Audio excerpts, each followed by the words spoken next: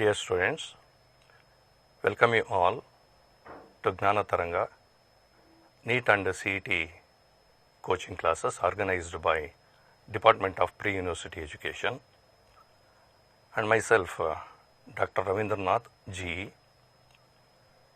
So today we are going to discuss on two topics of your second year PUC biology syllabus. One is principles of inheritance and variations, and one more is molecular basis of inheritance. So first we shall discuss on this topic principles of inheritance and variations. ವಿದ್ಯಾರ್ಥಿಗಳು ಈ ಚಿತ್ರದಲ್ಲಿ ನೋಡ್ತಾ ಇದ್ದರೆ ನಿಮಗೆ ಸಾಕಷ್ಟು genetics ಅಥವಾ principles of inheritance and ವೇರಿಯೇಷನ್ಸ್ನಲ್ಲಿ ನೀವೇನು study ಮಾಡಿದ್ದೀರ ಅನ್ನೋದು ಗೊತ್ತಾಗ್ತದೆ. ಸೊ ಒಂದು ವ್ಯಕ್ತಿಯ ಚಿತ್ರ ಇದೆ ಇಲ್ಲಿ, that is Gregor Johann Mendel, and who shown to the world that how the characters are inherited from one generation to another generation. And he postulated two laws, law of segregation and the law of independent assortment. And he worked on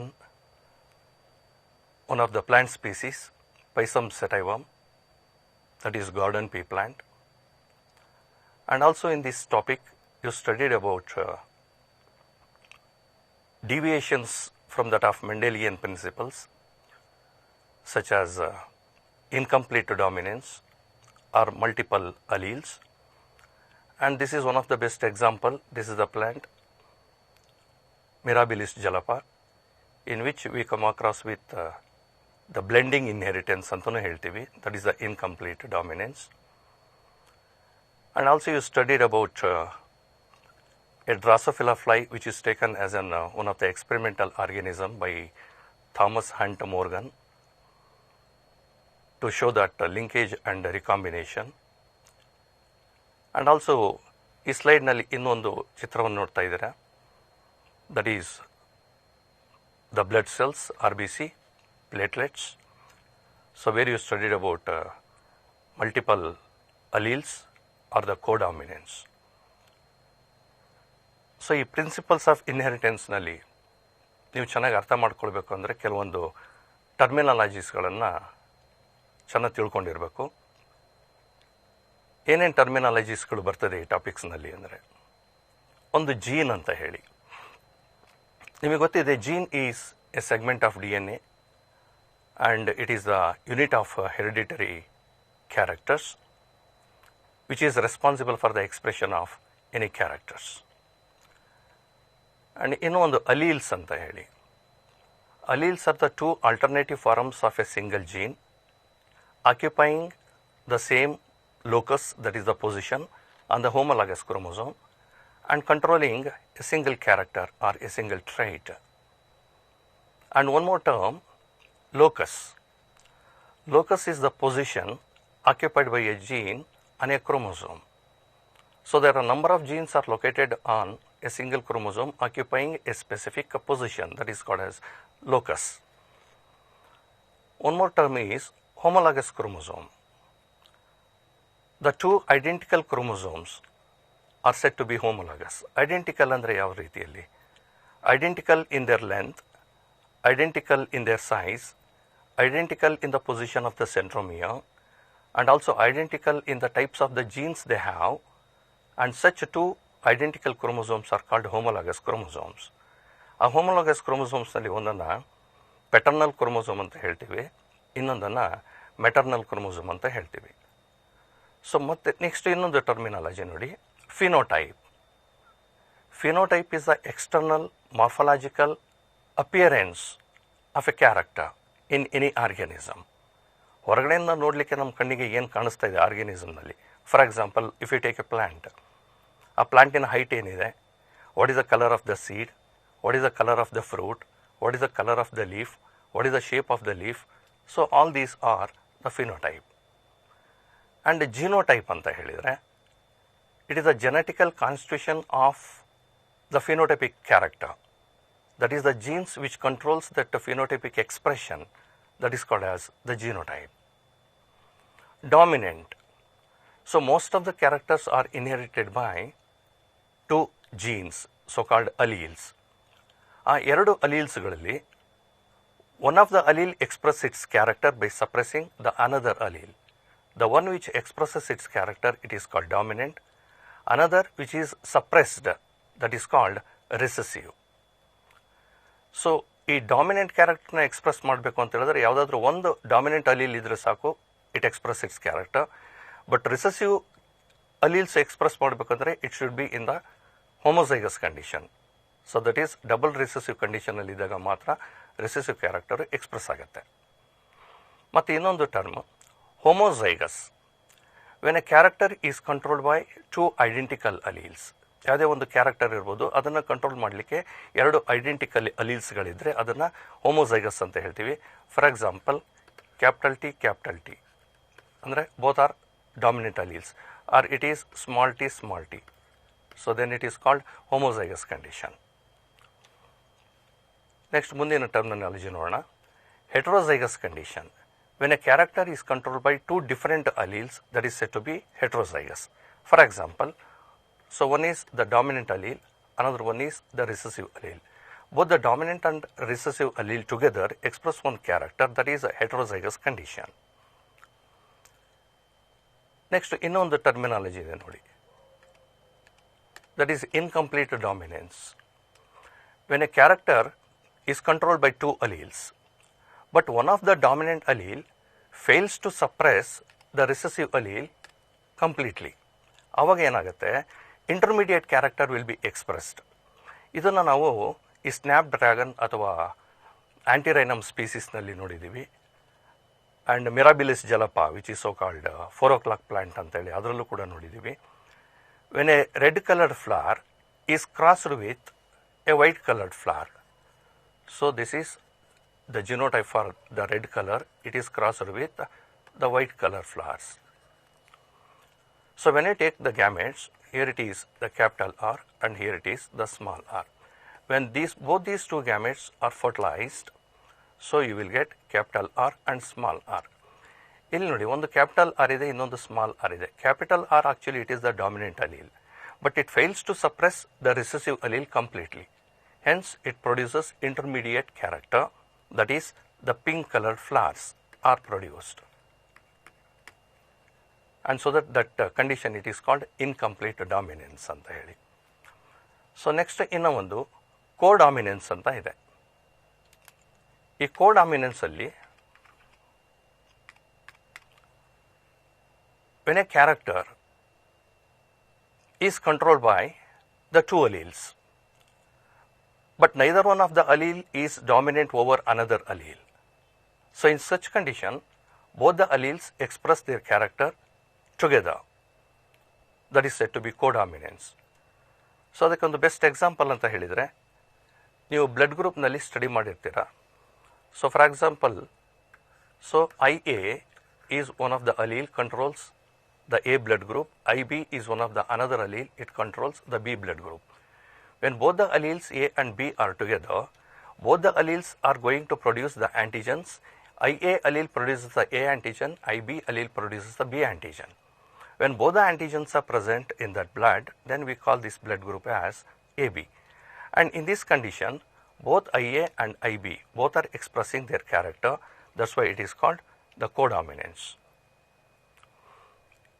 ಇನ್ನು ಒಂದು hybrid ಅಂತ ಹೇಳಿ. When you cross two parents differing in one character or two character or many characters, what you are going to get the progeny in the immediate next generation, that is called as the hybrid. ಇನ್ನೊಂದು terminology ಇದೆ ನೋಡಿ, monohybrid. It is a cross between two parents with respect to a single character. For example, we are taking any one character and for example the height of the plant is the one character in which you do find two contrasting characters. One is the tall, another is dwarf. When the cross between two parents with respect to a single character, that is called as monohybrid.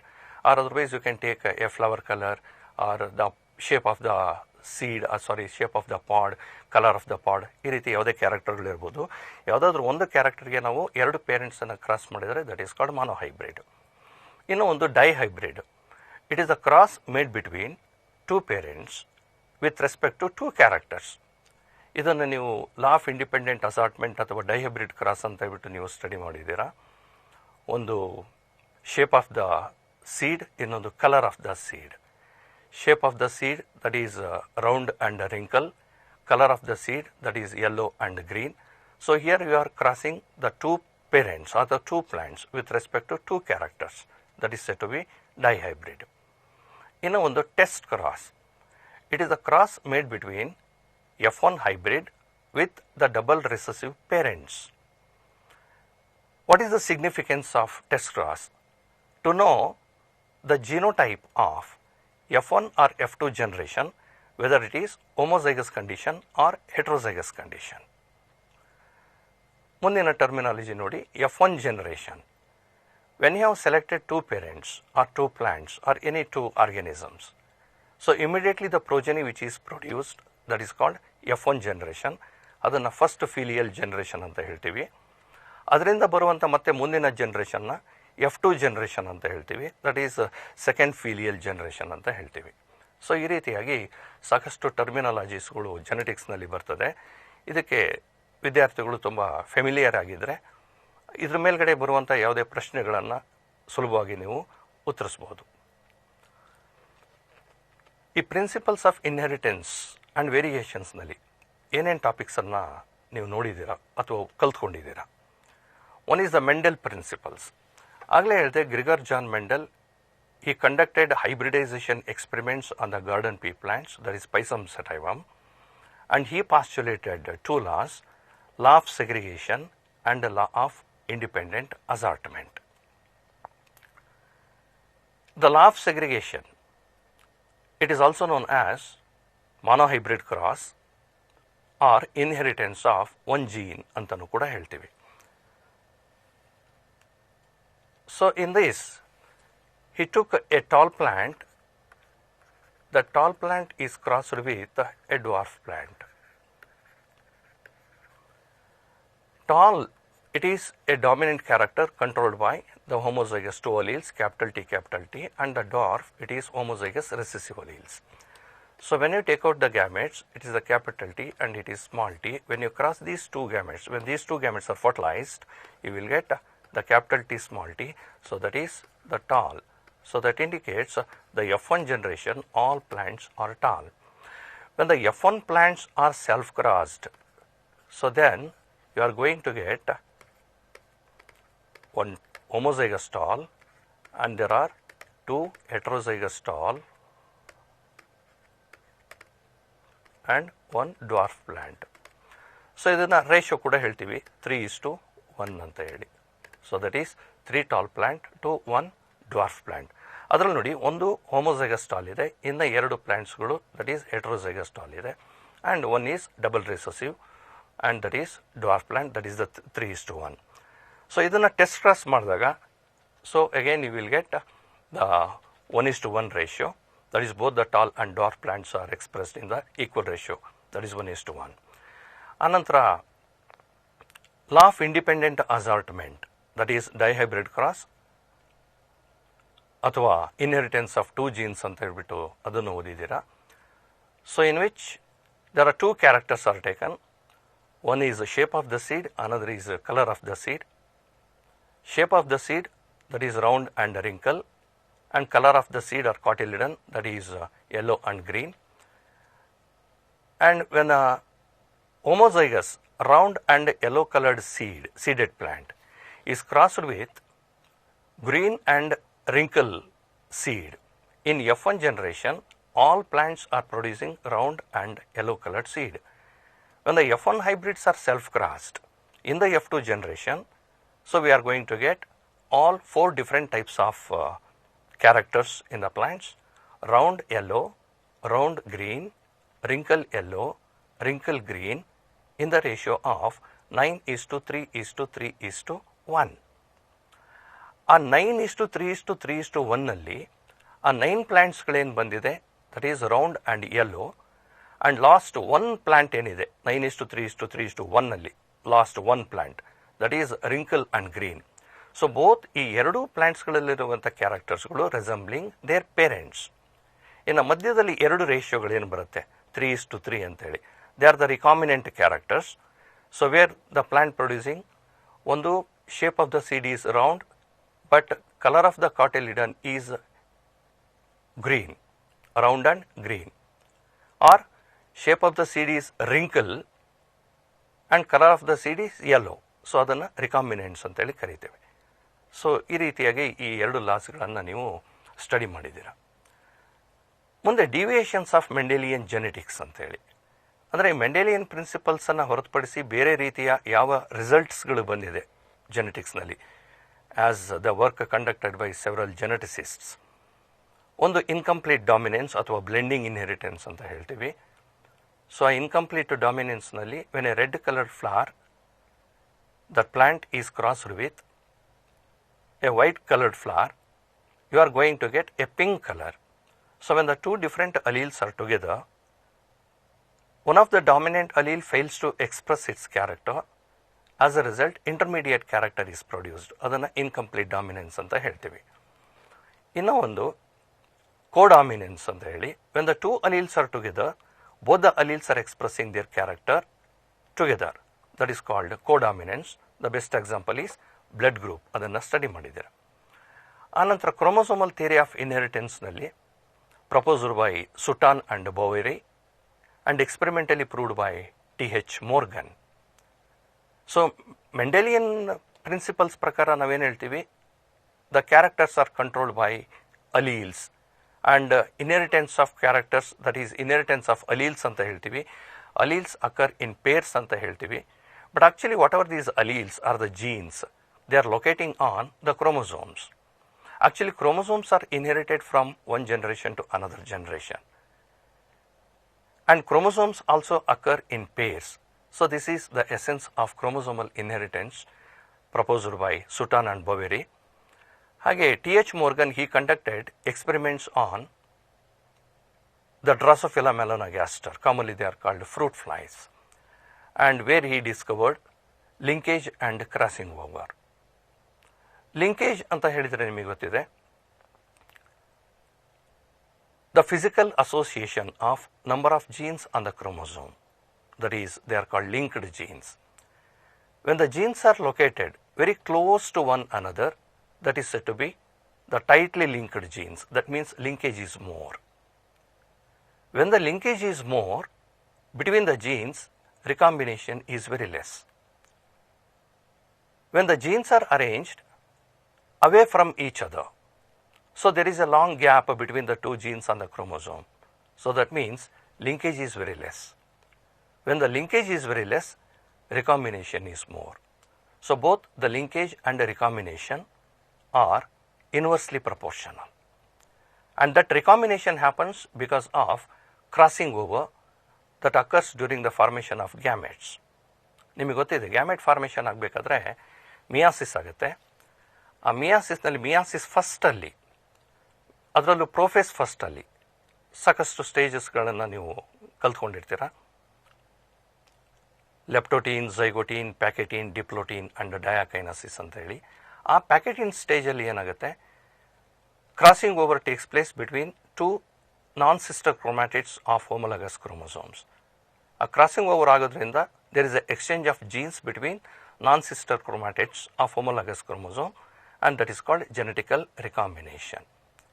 So ಇದನ್ನು T.H. Morgan ಆ ಡ್ರಾಸೋಫಿಲಾ fly ಮೇಲೆ ಮಾಡಿದಂಥ ಕೆಲವೊಂದು ಎಕ್ಸ್ಪೆರಿಮೆಂಟ್ಸ್ಗಳಿಂದ linkage ಅಂದರೆ ಹೇಗಿರುತ್ತೆ, crossing over ಯಾವ ಥರ ಆಗುತ್ತೆ, ರಿಕಾಂಬಿನೇಷನ್ ಯಾವ ಥರ ಆಗುತ್ತೆ, ರಿಕಾಂಬಿನೆಂಟ್ ಕ್ಯಾರೆಕ್ಟರ್ಸ್ಗಳು ಯಾವ ರೀತಿ ಎಕ್ಸ್ಪ್ರೆಸ್ ಆಗುತ್ತೆ ಅನ್ನೋದನ್ನು ಆ ಎರಡು ಎಕ್ಸ್ಪೆರಿಮೆಂಟ್ಸ್ಗಳನ್ನು ನೀವು ಸ್ಟಡಿ ಮಾಡಿದ್ದೀರಾ. ಒಂದು white eye colour and white I, ಇನ್ನು ಒಂದು ಬ್ರೌನ್ ಬಾಡಿ, ದಟ್ ಈಸ್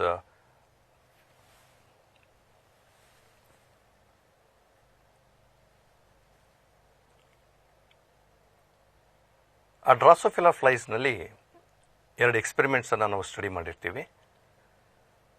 ಒಂದು white eye colour and yellow body, ಇನ್ನು ಒಂದು red eye colour and brown body, ಅದನ್ನು ವೈಲ್ಡ್ ಟೈಪ್ ಅಂತ ಕರಿತೇವೆ. ಇನ್ನು ಒಂದು ಎಕ್ಸ್ಪೆರಿಮೆಂಟ್ಸಲ್ಲಿ white eye colour and miniature wing and ಇನ್ನೊಂದು fly red eye colour and normal wing. ಅದರಲ್ಲಿ ನೋಡಿದಾಗ ಮೊದಲನೇ ಎಕ್ಸ್ಪೆರಿಮೆಂಟಲ್ಲಿ 1.3% ಆಫ್ ರಿಕಾಂಬಿನೇಷನ್ ಬರುತ್ತೆ, ಇನ್ನೊಂದು ಎಕ್ಸ್ಪೆರಿಮೆಂಟಲ್ಲಿ 37.2% ಆಫ್ ರಿಕಾಂಬಿನೇಷನ್ ಬರುತ್ತೆ.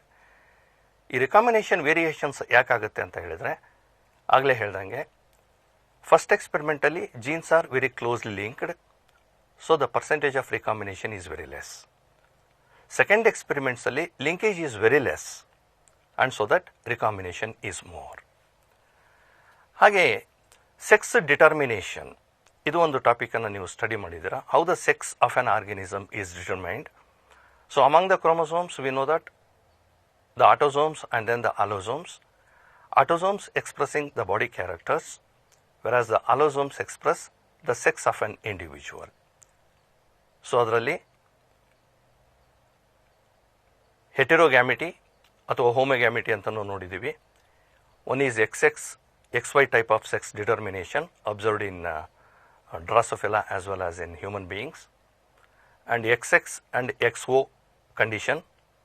Here it is male heterogamity, XO is male and XX is female, that is in grasshopper. ಅದೇ ರೀತಿ female heterogamety ಅದನ್ನು ಕೂಡ ಸ್ಟಡಿ ಮಾಡಿದ್ದೀರಾ. ಒಂದು ZZ ZW ಅಂತ ಹೇಳಿ, ದಟ್ ಈಸ್ ಇನ್ ಬರ್ಡ್ಸ್, ಮತ್ತು ಇನ್ನೊಂದು ZZ ZW, ಅದರಲ್ಲೂ ಕೂಡ ZZ that is the male and ZW is the female, that is the female heterogamety, that is in butterfly. ನಂತರ ಪೆಡಿಗ್ರಿ ಅನಾಲಿಸಿಸ್ ಅದನ್ನು ಕೂಡ ಸ್ಟಡಿ ಮಾಡಿದ್ದೀವಿ. How the characters are inherited from one generation to another generation in a same family, that is the pedigree analysis.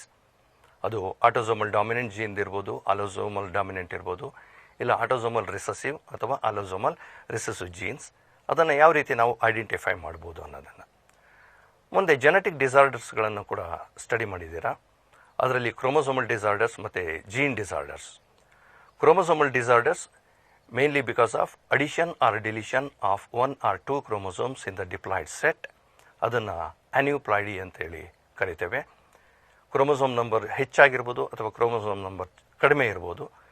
Normally in human beings the number of chromosomes diploid number that is 46, but in some individuals the number of chromosomes it may be exceed 46 or it is less than 46. ಅಂದರೆ 47 chromosome ಇರ್ಬೋದು ಅಥವಾ 45 chromosomes ಇರ್ಬೋದು. They are the chromosomal disorders. ಅದರಲ್ಲಿ ನೀವು Down's syndrome ಅಂತೇಳಿ ಒಂದು study ಮಾಡಿದ್ದೀರಾ. ಆ ಡೌನ್ ಸಿಂಡ್ರೋಮ್ನಲ್ಲಿ there is a addition of 1 extra autosome and that it is from the 21st chromosome, and so it is autosomal hyper aneuploidy ಅಂತೇಳಿ ಕರಿತೀವಿ. Hyper ಅಂದರೆ ಒಂದು ಕ್ರೋಮೋಸೋಮ್ ನಂಬರ್ ಜಾಸ್ತಿ ಇದೆ. ನೆಕ್ಸ್ಟು ಆಲೋಸೋಮಲ್ ಡಿಸಾರ್ಡರ್ಸನ್ನು ಕೂಡ ಓದಿದ್ದೀರಾ. ಒಂದು ಕ್ಲೈನಿಫೆಲ್ಟರ್ ಸಿಂಡ್ರೋಮ್ ಅಂತ ಹೇಳಿ, that is 47 chromosome and the chromosomal complement 2 set of autosomes plus XXY, there are 3 allosomes. ಇನ್ನು ಒಂದು ಟರ್ನರ್ಸ್ ಸಿಂಡ್ರೋಮ್ ಅಂತಲೂ ಸ್ಟಡಿ ಮಾಡಿದ್ದೀರಾ. ಟರ್ನರ್ ಸಿಂಡ್ರೋಮ್ನಲ್ಲಿ X and 0, only 1 X chromosome is present, another X chromosome is absent. ಹಾಗೆ gene disorders ಕೂಡ study ಮಾಡಿದ್ದೀವಿ. Only sickle cell anaemia, haemophilia, colour blindness, phenyl ketonuria, thalassaemia, ಈ ರೀತಿ ಜೀನ್ ಡಿಸಾರ್ಡರ್ಸ್ಗಳನ್ನು ಕೂಡ ನಾವು ಸ್ಟಡಿ ಮಾಡಿದ್ವಿ. ಸೊ ಇಷ್ಟೆಲ್ಲ ಕಂಟೆಂಟ್ಸ್ಗಳನ್ನು ಈ ಪ್ರಿನ್ಸಿಪಲ್ಸ್ ಆಫ್ ಇನ್ಹೆರಿಟೆನ್ಸ್ ಆ್ಯಂಡ್ ವೇರಿಯೇಷನ್ಸ್ಗಳಲ್ಲಿ ಓದಿದ್ದೀರ. ಸೊ ಈಗ ಕೆಲವೊಂದು ನೀಟ್ ಅಥವಾ CET ಲೆವೆಲ್ನಲ್ಲಿ ಈ ಟಾಪಿಕ್ಸ್ನಲ್ಲಿ ಯಾವ ರೀತಿ ಕ್ವೆಶನ್ಸ್ಗಳು ಬರುತ್ತೆ, ಅದಕ್ಕೆ ಸರಿಯಾದ ಉತ್ತರವನ್ನು ಯಾವ ರೀತಿ ಹುಡುಕೊಳ್ಬೇಕು ಅನ್ನೋದ್ರ ಬಗ್ಗೆ ಸ್ವಲ್ಪ ನೋಡೋಣ. ಮೊದಲನೇ ಕ್ವೆಶನ್ ನೋಡಿ. In which of the following do U C A classical example of blending inheritance? ನೋಡಿ, ಕೆಲವೊಂದು ಟರ್ಮ್ಸ್ಗಳು ನಿಮಗೆ ಫೆಮಿಲಿಯರ್ ಇರೋದಿಲ್ಲ. ಈಗ ಫಾರ್ ಎಕ್ಸಾಂಪಲ್ ಬ್ಲೆಂಡಿಂಗ್ ಇನ್ಹೆರಿಟೆನ್ಸ್ ಅಂತ ಹೇಳಿ. ಬ್ಲೆಂಡಿಂಗ್ ಅಂತ ಹೇಳಿದರೆ it's a mixture of 2 characters, that is called as the blending. ಹಾಗಾದರೆ ಏನು ಆಪ್ಷನ್ಸ್ ಇದೆ? ಒಂದು ಪೈಸಮ್ ಸೆಟೈವಮ್ ಇದೆ, Mirabilis jalapa, hypertrichosis, colour blind in man. Pisum sativum ಅದು ನೋಡಿದ್ದೀವಿ, ಅದರಲ್ಲಿ ಯಾವುದೇ ಬ್ಲೆಂಡಿಂಗ್ ಇನ್ಹೆರಿಟೆನ್ಸ್ ಅಥವಾ ಮಿಕ್ಸ್ಡ್ ಕ್ಯಾರೆಕ್ಟರ್ಸ್ ಅಂತ ಬರೋದಿಲ್ಲ. When a tall plant is crossed with a dwarf, you are getting only tall plant which is dominant. So where only dominant character or the dominant allele it express, its character. ಎರಡನೇ option ನೋಡಿ, ಮಿರಾಬಿಲಿಸ್ ಜಲಪ. ಆಗಲೇ ಹೇಳ್ತಾ ಇದ್ದೆ ನಿಮಗೆ 4 o'clock plant ಅಂತ ಹೇಳಿ. ಇದರಲ್ಲಿ ಎರಡು ಥರ ಫ್ಲವರ್ಸ್ ಬೀಳುತ್ತೆ, ಒಂದು ರೆಡ್ ಕಲರ್, ಇನ್ನೊಂದು white colour flowers.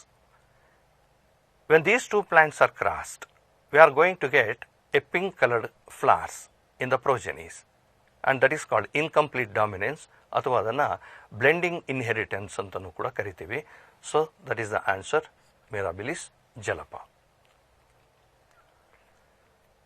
If a tall plant is crossed with a dwarf one, about 1/2 of the offsprings produced are tall and the other half dwarf. What is the genotype of the parents?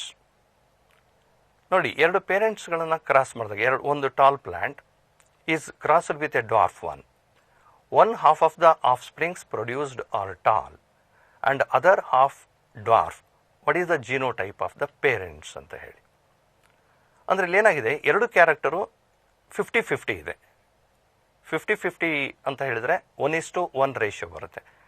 1:1 ratio ಬರೋದು ಯಾವಾಗ ಅಂತ ಹೇಳಿದರೆ, when a heterozygous tall plant is crossed with a dwarf plant, we are getting 1:1 ratio. So heterozygous tall ಅಂತ ಹೇಳಿದರೆ that is capital T small t, and homozygous recessive that is small t, so that we are getting 50% of tall plant and other 50% of dwarf plant. So that is the correct answer, capital T small t that is crossed with small t, that is heterozygous tall is crossed with a double recessive dwarf plant. ಮುಂದಿನ ಪ್ರಶ್ನೆ ನೋಡೋಣ. How many types of gametes are found in F2 progeny of cross between all are dominant alleles AA, BB, CC and other parent it is all are recessive alleles. ಇಲ್ಲಿ ನೋಡಿ, F2 ಜನರೇಷನಲ್ಲಿ ಅಂತ ಕೇಳಿದ್ದಾರೆ. F2 ಜನರೇಷನಲ್ಲಿ ಕೇಳಿದಾಗ ನಾವು first ನಾವೇನು ಮಾಡಬೇಕು, F1 ಜನರೇಷನನ್ನು ನೋಡ್ಕೊಳ್ಬೇಕು. F1 ಜನರೇಷನಲ್ಲಿ ಅಲೀಲ್ಸ್ಗಳು ಏನು ಬರುತ್ತೆ, one is capital A small a, capital B small b, capital C small c. So this is F1 generation ಆಗುತ್ತೆ. F1 ಜನರೇಷನಲ್ಲಿ ಈಗ F2 ಜನರೇಷನ್ ಹೋಗ್ಬೇಕಂದ್ರೆ ಇದರಿಂದ ಮತ್ತೆ ಯಾವ ರೀತಿ ಗ್ಯಾಮೆಟ್ಗಳು ಫಾರ್ಮೇಷನ್ ಆಗುತ್ತೆ ಅಂತೇಳಿ ಇಲ್ಲಿ ಕಾಂಬಿನೇಷನ್ಸ್ಗಳನ್ನ ಮಾಡ್ತಾ ಹೋಗಬೇಕಾಗತ್ತೆ. ಕಾಂಬಿನೇಷನ್ಸ್ನ ಮಾಡಲಿಕ್ಕೆ ತುಂಬ ಟೈಮ್ ತಗೊಳುತ್ತೆ. ಅದ್ರ ಬದಲಿ ನಿಮಗೆ ಒಂದು ಫಾರ್ಮುಲಾ ಹೇಳ್ತೀನಿ ನೋಡಿ, 2n ಅಂತ ಹೇಳಿ. n ಅಂತ ಹೇಳಿದೆ ನಂಬರ್ ಆಫ್ ಹೆಟ್ರೋಝೈಗಸ್ ಕಂಡೀಷನ್. ನೋಡಿ, ಈ F1 ಜನರೇಷನ್ಲಿ ಹೆಟ್ರೋಝೈಗಸ್ ಕಂಡೀಷನ್ ಎಷ್ಟಿದೆ ಅಂತೇಳಿ, ಒಂದು AA 1 ಹೆಟ್ರೋಝೈಗಸ್ ಕಂಡೀಷನ್, ಇನ್ನೊಂದು BB, ಇನ್ನೊಂದು CC. ಸೊ 3 ಹೆಟ್ರೋಝೈಗಸ್ ಕಂಡೀಷನ್ ಇದೆ. ಅಂದರೆ ಏನು ಮಾಡಬೇಕು ನೀವು ಅದನ್ನು 2^3 ಅಂತ ಮಾಡ್ಕೊಳ್ಳಿ. ಸೊ ಆಗಲೇ ಹೇಳಿದೆ n is the number of heterozygous condition. ಅವಾಗ ಏನಾಗುತ್ತೆ, 2^3 in the sense that is 8. So number of gametes produced in F2 progeny it is 8 gametes are formed. ಇದೇ ರೀತಿ ನೀವು ಬೇಕಾದರೆ 4 ಹೆಟ್ರೋಝೈಗಸ್ ಕಂಡೀಷನ್ ಅಂತ ಹೇಳಿದರೆ 2^4 ಅಂತ ಹಾಕ್ಕೊಳ್ಳಿ. ಈಗ ಫಾರ್ ಎಕ್ಸಾಂಪಲ್ ಒಂದೇ heterozygous condition that is 2^1, so that means only 2 gametes are formed. So for example capital T small t, so this is only 1 heterozygous condition. How many gametes are formed? One is capital T, another gamete is small t, so that means only 2 gametes are formed. So ಈ ರೀತಿ ಒಂದು ಫಾರ್ಮುಲಾವನ್ನು ನೆನ್ಪಿಟ್ಕೊಂಡ್ರೆ ಇದ್ರ ಮೇಲ್ಗಡೆ ಈ ರೀತಿಯಾದ ಕ್ವಶನ್ಗಳಿಗೆ answer ಮಾಡಲಿಕ್ಕೆ ಸುಲಭ ಆಗುತ್ತೆ. ಮುಂದಿನ ಪ್ರಶ್ನೆ ನೋಡೋಣ. If A persons RBC is not coated with specific glycoprotein, then the blood group is. ಈ ಹ್ಯೂಮನ್ನಲ್ಲಿ there are 4 types of blood groups, A, B, AB and O, depending on the types of antigens and antibodies. Presence or absence in that blood sample. So A blood group ಅಂತ ಹೇಳಿದ್ರೆ antigen A is present, B ಅಂತ ಹೇಳಿದ್ರೆ antigen B is present, AB blood group ನಲ್ಲಿ both the antigens A and B are present, O blood group antigens are absent. So ಅಲ್ಲಿ ನೋಡಿ, ಅಲ್ಲಿ antigens ಅಂತ ಕ್ವಶನಲ್ಲಿ ಹೇಳಿಲ್ಲ. Specific glycoproteins present on the RBC, antigens are present on the membrane of RBC. But ಇಲ್ಲಿ ಏನಾಗಿದೆ, RBC membrane ಮೇಲೆ ಆ ಆಂಟಿಜನ್ಸ್ ಅಂದರೆ ಗ್ಲೈಕೋಪ್ರೋಟೀನ್ ಆಬ್ಸೆಂಟ್ ಆಗಿದೆ. ಅದ್ರ ಮೇಲ್ಗಡೆ RBC ಮೆಂಬ್ರೇನ್ ಮೇಲ್ಗಡೆ ಗ್ಲೈಕೋಪ್ರೋಟೀನ್ಸ್ ಅಥವಾ ಆಂಟಿಜನ್ಸ್ ಇಲ್ಲ ಅಂತ ಹೇಳಿದರೆ then the blood group of that person is O blood group. ಮುಂದಿನ ಪ್ರಶ್ನೆ ನೋಡೋಣ. In a cross between homozygous tall and dwarf pea plants, what percentage of offsprings will have the same genotype as their parents in F1 generation? ಈ ಪ್ರಶ್ನೆಯನ್ನು ಸ್ವಲ್ಪ ಕರೆಕ್ಟಾಗಿ ಅರ್ಥ ಮಾಡ್ಕೊಳ್ಳಿ. ಒಂದು ಹೋಮೋಸೈಗಸ್ ಟಾಲ್ ಪ್ಲಾಂಟ್ ಇದೆ, so that is capital T. ಇನ್ನು ಒಂದು ಹೋಮೋಸೈಗಸ್ ಡ್ವಾರ್ಫ್ ಪ್ಲಾಂಟ್ ಇದೆ. ಈ ಎರಡು ಪ್ಲಾಂಟ್ಸ್ಗಳನ್ನು ಕ್ರಾಸ್ ಮಾಡಿದಾಗ what percentage of offsprings will have the same genotype as their parents in F1 generation? So ನೋಡಿ, so here it is the gamete and this is the gamete, and when these two gametes are fertilized, so then the F1 progeny is capital T and small t. One dominant allele, another one is the recessive allele. A question ಅಲ್ಲಿ ಏನಿದೆ ನೋಡಿ,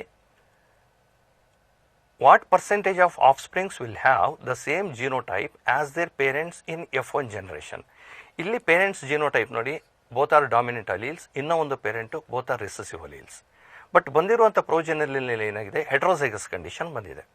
so that those progenies will not resemble, genotypically they are not resembling their parents, but of course phenotypically they are resembling. So this is the tall plant, and where this F1 progeny, it is also tall, phenotypically it resembles one of the parents. But ಅಲ್ಲಿ ಕೇಳಿರುವಂಥ question genotype, ಎಷ್ಟು percentage of genotype resembling their parent ಅಂತೇಳಿ.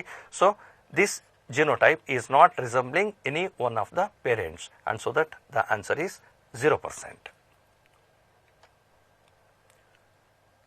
In a typical Mendelian dihybrid cross, one of the parent is homozygous for both the dominant traits and another parent is homozygous for both recessive traits. In the F2 generation, both parental combinations and recombination appear. What is the genotype ratio of parental combination to recombination respectively? Dear students, ಇದು dihybrid cross ಅಂತ ನಿಮಗೆ ಗೊತ್ತಾಗ್ತಾ ಇದೆ. ಈ dihybrid cross F2 ಜನರೇಷನಲ್ಲಿ ನಮಗೆ ಒಂದು ratio ಬರ್ತದೆ. ಯಾವುದದು? 9:3:3:1 ಅಂತ ಹೇಳಿ ಇದು ಒಂದು ರೇಷಿಯೋ ಬರುತ್ತೆ F2 ಜನರೇಷನಲ್ಲಿ. ಹಾಗಾದರೆ ಈ 9 ಪ್ಲಾಂಟ್ಸ್ ಯಾವುದು, ಈ 3 ಪ್ಲಾಂಟ್ಸ್ ಯಾವುದು, ಈ 3 ಪ್ಲಾಂಟ್ಸ್ ಯಾವುದು, ಇದು 1 ಪ್ಲಾಂಟ್ ಯಾವುದು ಅಂತೇಳಿ. ಈ 9 ಪ್ಲಾಂಟ್ಸ್ ಏನು ಬಂದಿದೆ, this is round and yellow, and this 3 is round and green, and this 3 is wrinkle and yellow, and one is wrinkle and green. Question ನೋಡಿ, what is the genotypic ratio of parental combination to recombination respectively? Parental combination ಎಷ್ಟು, recombination ಎಷ್ಟು ಅಂತ ಹೇಳಿ. Round and yellow, it is the parent character. ಇನ್ನು ಒಂದು wrinkle and green, it is also a parental character. ಅಲ್ಲಿಗೆ 9 + 1, so these are totally 10, that is parental character. ಇನ್ನು ಈ ಮಧ್ಯದಲ್ಲಿ ಎರಡು ರೇಷಿಯೋ ಇದೆ ನೋಡಿ, 3:3 ಅಂತೇಳಿ. So one is round and green, ಇನ್ನು ಒಂದು wrinkle and yellow. Both round and green and wrinkle and yellow both are recombinant characters, and so that these 3 + 3 that is 6. ಅಲ್ಲಿಗೆ ರೇಷಿಯೋ ಏನಾಗುತ್ತೆ, 10:6. 10 is a parental character and 6 is recombinant. ಮುಂದಿನ ಪ್ರಶ್ನೆ ನೋಡೋಣ. What is the cause for a child born with an extra chromosome in each of its cells? So ಆಗಲೇ ಹೇಳ್ತಾ ಇದ್ದೆ ನಿಮಗೆ chromosomal disorders ಅಂತ ಹೇಳಿಬಿಟ್ಟು. ಸೊ ಕೆಲವು ಮಕ್ಕಳಲ್ಲಿ ಅಥವಾ ಕೆಲವೊಂದು ಇಂಡಿವಿಜುವಲ್ನಲ್ಲಿ there will be an extra chromosome. What is the cause, what is the reason for that extra chromosome? Normally in human beings, the total number of chromosomes that should be 46, that is the diploid number. But there is a addition of one extra chromosome. Avagénayitu, the total number of chromosomes, it will become 47. So what is the cause for that? So during the formation of gametes, when the cell is diploid, so when the gametes are formed, it undergo meiosis, which is the reductional division, which is going to produce the gametes carrying 23 and 23 chromosome. So where the gametes are becoming haploid. But sometimes due to non-separation ಅಥವಾ non-segregation ಅಂತ ಹೇಳ್ತೀವಿ, due to non-separation or non-segregation of chromosomes during the formation of gametes in meiosis, instead of 23 chromosomes, one of the gametes will receive 24 chromosome. Then the gamete carrying the 24 chromosome, if it is fertilized by a normal gamete carrying the 23 chromosome, then what happens? 24 plus 23, that will become 47. ಅಂದರೆ ಏನಕ್ಕಾಯಿತು? Due to non-separation or non-segregation of chromosomes during the formation of gametes. ಆ ನಾನ್ segregation ಏನಂತ ಹೇಳ್ತೀವಿ? ನಾನ್ ಡಿಸ್ಜಂಕ್ಷನ್ ಅಂತ ಹೇಳ್ತೀವಿ. So that is non-disjunction, that is non-separation of chromosomes during the formation of gametes. It results in the additional extra chromosomes in the cells that causes chromosomal disorders. ಮುಂದಿನ ಪ್ರಶ್ನೆ ನೋಡೋಣ. Haemophilia is expressed in females due to. Haemophilia, it is one of the disorder and it is caused by a recessive gene present on X chromosome. ಈಗ ಅದು recessive gene ಅಂತ ಹೇಳ್ತಾ ಇದ್ದೀನಿ, ಅದು ಫಿಮೇಲ್ನಲ್ಲಿ express ಆಗಬೇಕು ಅಂದರೆ A female individual have the 2 X chromosomes. Suppose one of the X chromosome is having the gene for hemophilia. She is only the carrier. This character is not expressed. ಏನಕ್ಕೆ express ಆಗೋದಿಲ್ಲ ಅಂತ ಹೇಳಿದ್ರೆ, ಈ recessive gene express ಆಗಬೇಕು ಅಂತ ಹೇಳಿದ್ರೆ it should be in the homozygous condition and so that she must have 2 genes on both the chromosomes. ಅಂದರೆ ಮೊದಲನೇ ಆಪ್ಷನ್ ನೋಡಿ, a recessive gene present on X chromosome. ಒಂದೇ ಒಂದು ರಿಸೆಸಿವ್ ಜೀನ್ ಇದ್ರೆ carrier ಆಗುತ್ತೆ. Double recessive genes present on X chromosome, so this is called double recessive. There are both the X chromosome carrying the gene for haemophilia, then only it is possible for the expression of this character in the females. ಮುಂದಿನ ಪ್ರಶ್ನೆ ನೋಡೋಣ. In mice, Y is the dominant allele for yellow fur and small y is the recessive allele for grey fur. Since capital Y, that is the dominant allele, is lethal when homozygous, the result of cross between capital Y small y into capital Y small y. Option nodi, 3 yellow and 1 grey, 2 yellow 1 grey, 1 yellow 2 grey, 1 yellow 1 grey. ಈ particularly ಈ ಟಾಪಿಕ್ಸ್ನಲ್ಲಿ ನೀವು answer ಮಾಡಬೇಕಾದ್ರೆ ಕೆಲವೊಂದು rough ವರ್ಕನ್ನು ಮಾಡಿಕೊಂಡ್ರೆ ಒಳ್ಳೆಯದು ಅನಿಸುತ್ತೆ. ಇಲ್ಲಿ ನೋಡಿ, ಒಂದು heterozygous condition. The capital Y, it is the dominant allele, that is for the yellow fur, and that is the small y, it is for the grey fur. When these 2 parents are crossed,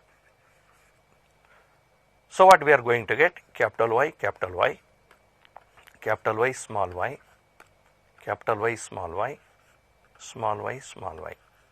So these are the genotype what we are getting. So ಅಲ್ಲಿ it is just like a monohybrid cross, F2 generation ಅಲ್ಲಿ ಬರುವಂಥದ್ದನ್ನು. ಅಲ್ಲಿ ಒಂದು condition ಕೊಟ್ಟಿದ್ದಾರೆ ಆ ಕ್ವಶನ್ನಲ್ಲಿ. ಏನು condition ಇದೆ ನೋಡಿ, since capital Y is lethal when homozygous, ಅಂದರೆ ಆ ಡಾಮಿನೆಂಟ್ ಅಲ್ಲಿ ಹೋಮೋಸೈಗಸ್ ಕಂಡೀಷನ್ ಇದ್ದಾಗ ಲೀದಲ್ ಅಂತೇಳಿ. ಲೀದಲ್ ಅಂತ ಹೇಳಿದ್ರೆ that organism is unable to survive, ಅದು ಬದುಕೋದಿಲ್ಲ. ಅಂದರೆ ಇಲ್ಲಿ ನೋಡಿ, so this is capital Y, it is lethal, so this organism is unable to survive. So ಹಾಗಾದರೆ ಉಳ್ಕೊಂಡಿದ್ದೀನಿ ಏನು ಉಳಿದಿದೆ ನೋಡಿ. So these 2 organisms, so that means that character, it is yellow character, and this is small y, so where it controls the blue colour, that is the grey colour. So one is, so that means the 2 yellow is to 1 grey.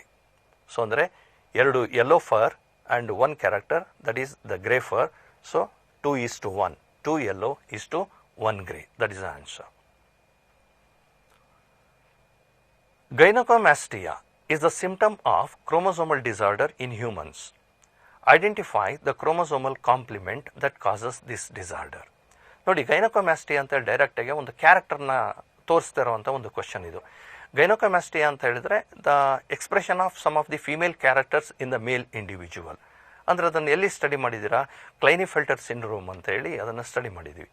ಆಗಲೇ ಹೇಳ್ತಾ ಇದ್ದೆ, Klinefelter syndrome that is due to the 47 chromosomes ಅಂತ ಹೇಳಿ.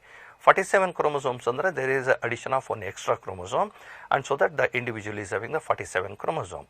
ಹಾಗಾದರೆ ಇಲ್ಲಿ options ನೋಡ್ತಾ ಬರೋಣ. 2A plus XO, 2A plus XYY, 2 autosomes plus XXY, 2 autosomes plus XY. ಇದರಲ್ಲಿ ಕ್ರೋಮೋಸೋಮಲ್ ಕಾಂಪ್ಲಿಮೆಂಟ್ ಫಾರ್ ಕ್ಲೈನಿಫೆಲ್ಟರ್ ಸಿಂಡ್ರೋಮ್ ಅಂದರೆ 2 set of autosomes and 2X and Y that expresses the gynecomastia. Blue eye color is recessive to brown eye color. A brown-eyed man whose mother was blue-eyed marries a blue-eyed woman. The children will be. ನೋಡಿ, ಇದು ಒಂದು interesting ಇರುವಂಥ ಒಂದು question ಇದು.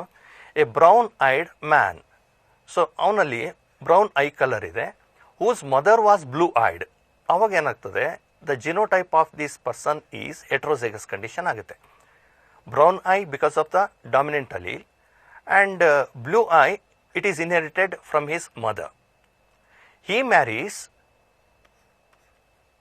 blue-eyed woman. So that is blue eye, it is recessive, that is the double recessive ಆಯಿತು. The children will be, what is the character expressed in the children? So then if you make the cross here, you will get capital B, small b, small b, small b. So one is brown eye, so another one is blue eye, brown and blue. This is brown. So ಈಗ option ನೋಡಿ, both blue-eyed and brown-eyed 1:1. All are brown-eyed, all are blue-eyed. Blue-eyed and brown-eyed 3:1. So ಈ cross ಅನ್ನು ನೋಡಿದಾಗ ಗೊತ್ತಾಗ್ತದೆ, one is brown and another one is the blue eye color. A human male is heterozygous for autosomal genes A and B. He is also homozygous for hemophilic gene H. What percentage of sperms will carry ABH genes ಅಂತ ಹೇಳಿ. So these are the two autosomal genes, and ಅದರಲ್ಲಿ heterozygous condition ಅಂತ ಇದೆ. Heterozygous condition ಅಂತ ಹೇಳಿದ್ರೆ capital A, small a, capital B, small b. So heterozygous for autosomal genes A and B. He is also homozygous for hemophilic gene H. So that man is having two chromosomes, that is X and Y.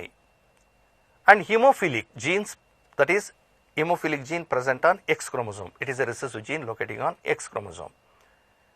What percentage of sperms will carry ABH genes? ಅಂದರೆ ಈಗ ನಮಗೆ ಈ genotype ಇರುವಂಥದ್ರಿಂದ how many gametes will have ABH genes? ABH ಅಂತ ಹೇಳಿದ್ರೆ, so ABX. So because the gene for hemophilia present on X chromosome. So ಇದೊಂದು calculation ಮಾಡಬೇಕಾಗ್ತದೆ ನೀವು. So what is the total number of gametes R produced, ಇದರಲ್ಲಿ ಒಟ್ಟು ಎಷ್ಟು ಗ್ಯಾಮೆಟ್ಸ್ಗಳು formation ಆಗುತ್ತೆ ಅಂತೇಳಿ. ಆಗಲೇ ನಿಮಗೊಂದು ಫಾರ್ಮುಲಾ ಹೇಳ್ತಾ ಇದ್ದೆ ನಾನು, 2⁴n ಅಂತ ಹೇಳಿ. n is the number of heterozygous condition. ಇಲ್ಲಿ ಹೆಟರೋಸೈಗಸ್ ಕಂಡೀಷನ್ ಎಷ್ಟಿದೆ ನೋಡಿ, 1, 2, and consider this one also heterozygous. So that means 2⁻3. 2⁻3 ಅಂದರೆ ಟೋಟಲಿ 8 ಗ್ಯಾಮೆಟ್ಸ್ಗಳು ಫಾರ್ಮೇಷನ್ ಆಗುತ್ತೆ. 8 ಡಿಫ್ರೆಂಟ್ ಟೈಪ್ಸ್ ಆಫ್ ಗ್ಯಾಮೆಟ್ಸ್. ಆ 8 ಗ್ಯಾಮೆಟ್ಸಲ್ಲಿ 1 gamete which is formed, that is ABH gamete formation ಆಗುತ್ತೆ. So ಅಲ್ಲಿ percentage ಅಂತ ಕೇಳಿರೋದ್ರಿಂದ, so 1 divided by 8 multiplied by 100. So ಇದನ್ನು ನೀವು ಕ್ಯಾಲ್ಕುಲೇಷನ್ ಮಾಡಿದರೆ you will get the answer, that is 12.5%. Aneuploidy condition in man is due to non-disjunction of chromosomes that happens during options ನೋಡಿ, metaphase first of meiosis, anaphase first of meiosis, metaphase second of meiosis, anaphase second of meiosis. ಆಗಲೇ ಹೇಳ್ತಾ ಇದ್ದೀನಿ ನಿಮಗೆ, there is an additional extra chromosome is added in some individuals, and so that they are going to get 47 chromosomes ಅಂತ ಹೇಳಿ. So 47 chromosome ಅಥವಾ additional of chromosome ಅಥವಾ deletion of chromosome, that is the aneuploidy condition. ಯಾಕಾಗುತ್ತೆ ಅಂತ ಹೇಳಿದ್ರೆ ನಾನ್ ಡಿಸ್ಜಂಕ್ಷನ್ ಅಂತ ಹೇಳಿ. ಅದು ಆಗೋದು ಯಾವಾಗ, 2 ಹೋಮೋಲಾಗಸ್ ಕ್ರೋಮೋಸೋಮ್ಸ್ಗಳು ಪೇರಿಂಗ್ ಆಗುತ್ತೆ, ಯಾವುದರಲ್ಲಿ, ಝೈಗೋಟಿನಲ್ಲಿ. ಆನಂತರ ಕ್ರಾಸಿಂಗ್ ಓವರ್ ಆಗುತ್ತೆ. ಕ್ರಾಸಿಂಗ್ ಓವರ್ ಆದಮೇಲೆ ಸಪ್ರೇಷನ್ ಆಫ್ ಕ್ರೋಮೋಸೋಮ್ಸ್ ಆಗುತ್ತೆ. ಆ ಸಪ್ರೇಷನ್ ಆಫ್ ಕ್ರೋಮೋಸೋಮ್ಸ್ ಆಗೋದು ಯಾವಾಗ, ಅನಾಫೇಸ್ನಲ್ಲಿ ಆಗುತ್ತೆ. ಆ ಅನಾಫೇಸ್ನಲ್ಲಿ, ಅದರಲ್ಲೂ ಮಿಯಾಸಿಸ್ ಫಸ್ಟಲ್ಲಿ, ಅನಾಫೇಸ್ ಫಸ್ಟಲ್ಲಿ ಕ್ರೋಮೋಸೋಮ್ಸ್ಗಳು, ಹೋಮೋಲಾಗಸ್ ಕ್ರೋಮೋಸೋಮ್ಸ್ಗಳು, they are aligned on the equatorial plane in pair. They should be get separated, but due to non-separation, that is called non-disjunction, so there will be addition of extra chromosomes that happens in the individuals, and it happens in anaphase first of meiosis. ಮುಂದಿನ ಪ್ರಶ್ನೆ ನೋಡೋಣ. A normal visioned man whose father was colorblind marries a woman whose father was also colorblind. They have their first child as a daughter. What is the chances that this child would be colorblind? ನೋಡಿ, ಇದು ಒಂದು ಸ್ವಲ್ಪ calculation ಮಾಡುವಂಥ question ಇರುತ್ತೆ, ಅಂದರೆ ಸ್ವಲ್ಪ workout ಮಾಡಬೇಕಾಗುತ್ತೆ. A normal vision man whose father was colorblind.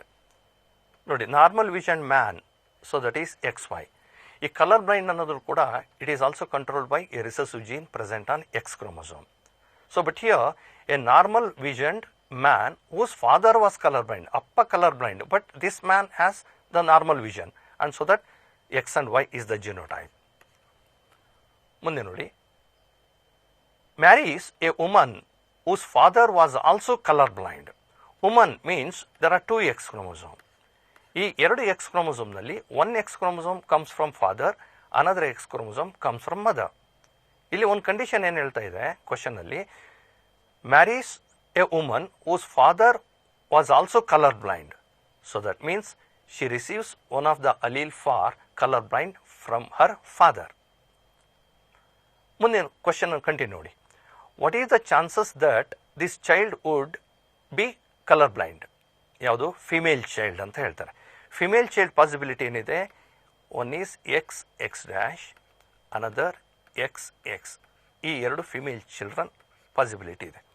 ಈ ಫಿಮೇಲ್ ಚಿಲ್ಡ್ರನ್ನಲ್ಲಿ this child it is carrier but not colour blind, and this child normal visioned. But question ಏನು ಕೇಳ್ತಾ ಇದೆ, what is the chances that this child would be colour blind? So none of their female children going to have the color blind character, so the answer is the 0%. Y-linked gene express its character. ನೋಡಿ, Y-linked gene ಯಾವಾಗ ತನ್ನ ಕ್ಯಾರೆಕ್ಟರ್ನ express ಆಗುತ್ತೆ ಅಂತೇಳಿ. Y-linked gene ಅಂತ ಹೇಳಿದ್ರೆ it is present only in human male, and whatever the genes which are present on the Y chromosome, it is expressed only in among the males, but it never going to express in female, and so that it express in male individuals as hemizygous condition. ಇದನ್ನ hemizygous condition ಅಂತ ಕರಿತೀವಿ. For example, ಇದಕ್ಕೊಂದು example ಹೇಳ್ಬೋದು ಅಂದರೆ hypertrichosis, that is development of hairs on the pinna of the ear, that is the ear pinna, and this character is expressed only among the male individuals as the genes are located on Y chromosome. This is called hemizygous condition ಅಂತ ಕರೀತೇವೆ. ಮುಂದಿನ ಪ್ರಶ್ನೆ ನೋಡೋಣ. The gene for haemophilia is located on X chromosome. Hence it is normally impossible for. ನೋಡಿ, 4 statement ಇದೆ. ಯಾವುದು possible ಇದೆ, ಯಾವುದು ಇಂಪಾಸಿಬಲ್ ಇದೆ. Haemophilic father to pass the gene to his daughter. ಈಗ ಫಾದರ್ ಈಸ್ ಹಿಮೋಫಿಲಿಕ್ ಅಂತ ಹೇಳಿದ್ರೆ X', Y. So this is the X chromosome carrying the gene for hemophilia, and so that he can transfer this gene to his daughter. That is right. ಇಲ್ಲಿ ನಾವು ಯಾವ್ದು ನೋಡಬೇಕಾಗಿದೆ? Impossible ನೋಡಬೇಕಾಗಿದೆ. Carrier mother to pass the gene to her daughter. Carrier mother, so this is carrier mother. She carries one of the gene for hemophilia present on one of the X chromosome, and she can inherit this trait to her daughter. This is also possible. Carrier mother to pass the gene to her son. Once again, so this is the carrier mother, and one of the gene, that means one X chromosome of the mother is going to inherit to her son, and so that it is also possible where carrier mother to pass the gene to her son. This is also possible. ಕೊನೆ statement ನೋಡೋಣ. Haemophilic father to pass the gene to his son. So father is haemophilic. See, the father is haemophilic. Pass the gene to his son. X and Y ಕ್ರೋಮೋಸೋಮ್ನಲ್ಲಿ father always contribute Y chromosome to his son but not X chromosome, and so that he cannot inherit hemophilic gene to his son. So this is impossible. So this is the correct answer. Hemophilic father to pass the gene to his son is impossible. Webbed neck, broad chest, low mental capacity and less of female hormone is a characteristic of. ನೋಡಿ, ಇಲ್ಲಿ characters ಅನ್ನೇ ಹೇಳಿದ್ದಾರೆ. Chromosome, ಇದು ಒಂದು chromosomal disorder. ಆ ಕ್ಯಾರೆಕ್ಟರಿಸ್ಟಿಕ್ಸ್ಗಳನ್ನು ನೋಡ್ತಾ ಹೋದರೆ webbed neck, broad chest, low mental capacity and less female hormone, ಇದು ಇರುವಂಥದ್ದು ಒಂದು ಟರ್ನರ್ಸ್ ಸಿಂಡ್ರೋಮ್ನಲ್ಲಿ. ಟರ್ನರ್ಸ್ ಸಿಂಡ್ರೋಮ್ ಅಂತ ಹೇಳಿದರೆ that is 2 set of autosomes plus XO or X0. Only one X chromosome is present, another sex chromosome is absent. ಇದು Turner ಸಿಂಡ್ರೋಮ್ನ ಒಂದು chromosomal complement, and so that it is an allosomal aneuploidy. ಅಂದರೆ ಈ ಅನ್ಯೂಪ್ಲಾಯ್ಡಿನಲ್ಲಿ ಒಂದು chromosome number ಏನಾಗಿದೆ, ಕಡಿಮೆ ಆಗಿದೆ. ಅವಾಗ ಆನ್ಸರ್ನ ನೋಡಬೇಕಾದ್ರೆ ಒಂದು ಆಲೋಸೋಮಲ್ ಹೈಪೋ ಅನ್ಯೂಪ್ಲಾಯ್ಡಿ ಡಿಸಾರ್ಡರ್ ಅಂತ ಇದೆ, ಇನ್ನೊಂದು ಆಲೋಸೋಮಲ್ ಹೈಪರ್ ಅನ್ಯೂಪ್ಲಾಯ್ಡಿ ಇದೆ. ಇಲ್ಲಿ ಹೈಪರ್ ಅಲ್ಲ, ಹೈಪರ್ ಅಂತ ಹೇಳಿದ್ರೆ ಒಂದು ಕ್ರೋಮೋಸೋಮ್ ಹೆಚ್ಚಿರೋದು, ಇಲ್ಲಿ ಏನಾಗಿದೆ ಒಂದು ಕ್ರೋಮೋಸೋಮ್ ಕಡಿಮೆ ಇದೆ. So allosomal hypo aneuploidy is the answer. Identify the correct statement on the linkage and crossing over experiments conducted by T.H. Morgan on fruit flies. Correct statement ಯಾವುದು ಅಂತ ಹೇಳ್ಬಿಟ್ಟು ಇಲ್ಲಿ ಐಡೆಂಟಿಫೈ ಮಾಡಬೇಕು. ಸ್ಟೇಟ್ಮೆಂಟ್ ಮೊದಲನೇ ನೋಡೋಣ. The jeans which are tightly linked have shown more recombination. ಆಗಲೇ ಹೇಳ್ತಾ ಇದೆ higher the linkage is lesser the recombination ಅಂತೇಳಿ. ಇಲ್ಲೇನಾಗ್ತಿದೆ ಹೇಳ್ತಾ ಇದೆ tightly linked jeans. Tightly linked ಅಂತ ಹೇಳಿದ್ರೆ linkage is more. When the linkage is more, recombination is very less, but it says that shows more recombination. So it is the wrong statement. Second statement, nona, the genes which are loosely linked have shown less recombination. So loosely linked anta helidre linkage is very less. When the linkage is very less, actually recombination is more. Illen helta ide loosely linked shown less recombination. This statement is also wrong. Frequency of recombination of genes is inversely proportional to percentage of linkage. ಆಗಲೇ ಹೇಳ್ತಾ ಇದ್ದೆ ನಿಮಗೆ, higher the linkage lesser is the recombination, lesser the linkage, higher is the recombination, and so that the frequency of recombination is inversely proportional to the percentage of linkage. So that is the correct answer. ಕೊನೆ statement ಅನ್ನು ಕೂಡ ನೋಡೋಣ. Frequency of recombination of jeans is directly proportional to percentage of linkage. ಅಲ್ಲ. So frequency of recombination of genes is inversely proportional to percentage of linkage. That is the correct statement. One of the pedigree analysis of a family shows the following results. Read carefully and choose the correct answer. Pedigree ಮೇಲ್ಗಡೆ ಒಂದು question ಇದೆ ನೋಡಿ. Affected individuals have at least one affected parent. The phenotype generally appears every generation. Two unaffected parents only have unaffected offspring. Traits do not skip generations. ಇಷ್ಟೆಲ್ಲ ಕಂಡೀಷನ್ಸ್ಗಳು ಒಂದು Pedigree analysis ಮಾಡಿದಾಗ ಇದೆ ಅಂತ ಹೇಳಿದರೆ, ಸೊ ಅದು ಏನನ್ನು ತಿಳಿಸುತ್ತೆ. It is an autosomal dominant trait, it is an allosomal recessive trait, it is an allosomal dominant trait, it is an allosomal recessive trait. So actually it is the autosomal dominant trait. ಪ್ರತಿಯೊಂದು ಜನ್ರೇಷನಲ್ಲೂ ಕೂಡ ಅದು express ಆಗುತ್ತೆ. So ಒಂದು character ಅದು ಒಂದು individual ಇದೆ ಅಂದರೆ among the two parents at least one parent is affected ಅಂತ ಹೇಳ್ತಾ ಇದೆ. And so that it is an autosomal dominant character or ಟ್ರೈಟ್.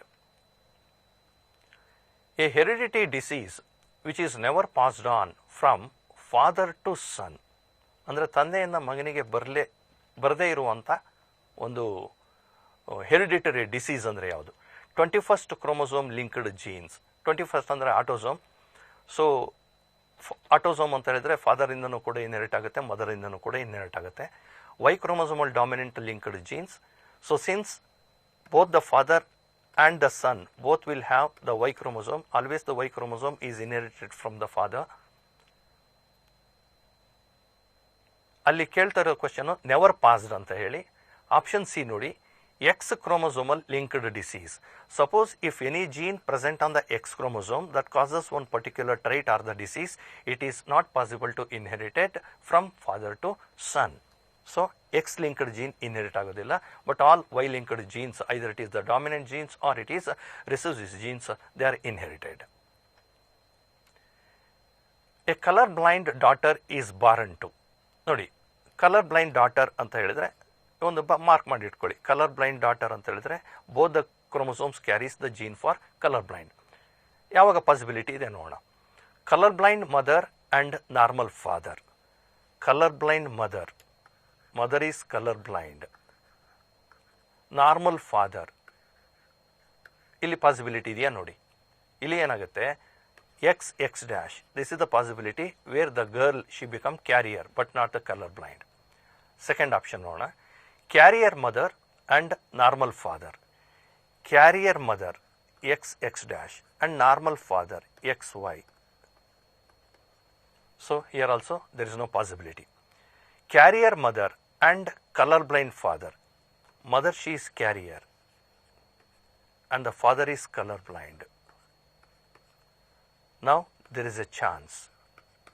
So where this girl child or the female will become colorblind, and so that carrier mother and colorblind father, that is a possibility to express this character. If two pea plants having red, that is the dominant color flower, with unknown genotypes are crossed, 75% of the flowers are red and 25% are white. The genotypic constitution of the parents having red colored flowers will be. ಅಂದರೆ 75% 25% ಅಂತ ಹೇಳಿದರೆ it is actually 3:1 ratio ಬರುತ್ತೆ. ಮಾನೋಹೈಬ್ರಿಡ್ ಕ್ರಾಸ್ನಲ್ಲಿ 3:1 ratio ಬರೋದು ನಿಮಗೆ ಗೊತ್ತಿದೆ.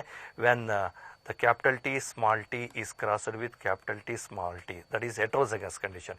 ಇಲ್ಲಿ flower character ಕೊಟ್ಟಿರೋದ್ರಿಂದ instead capital T small t you can take capital R small r so that you will get 3:1 ratio.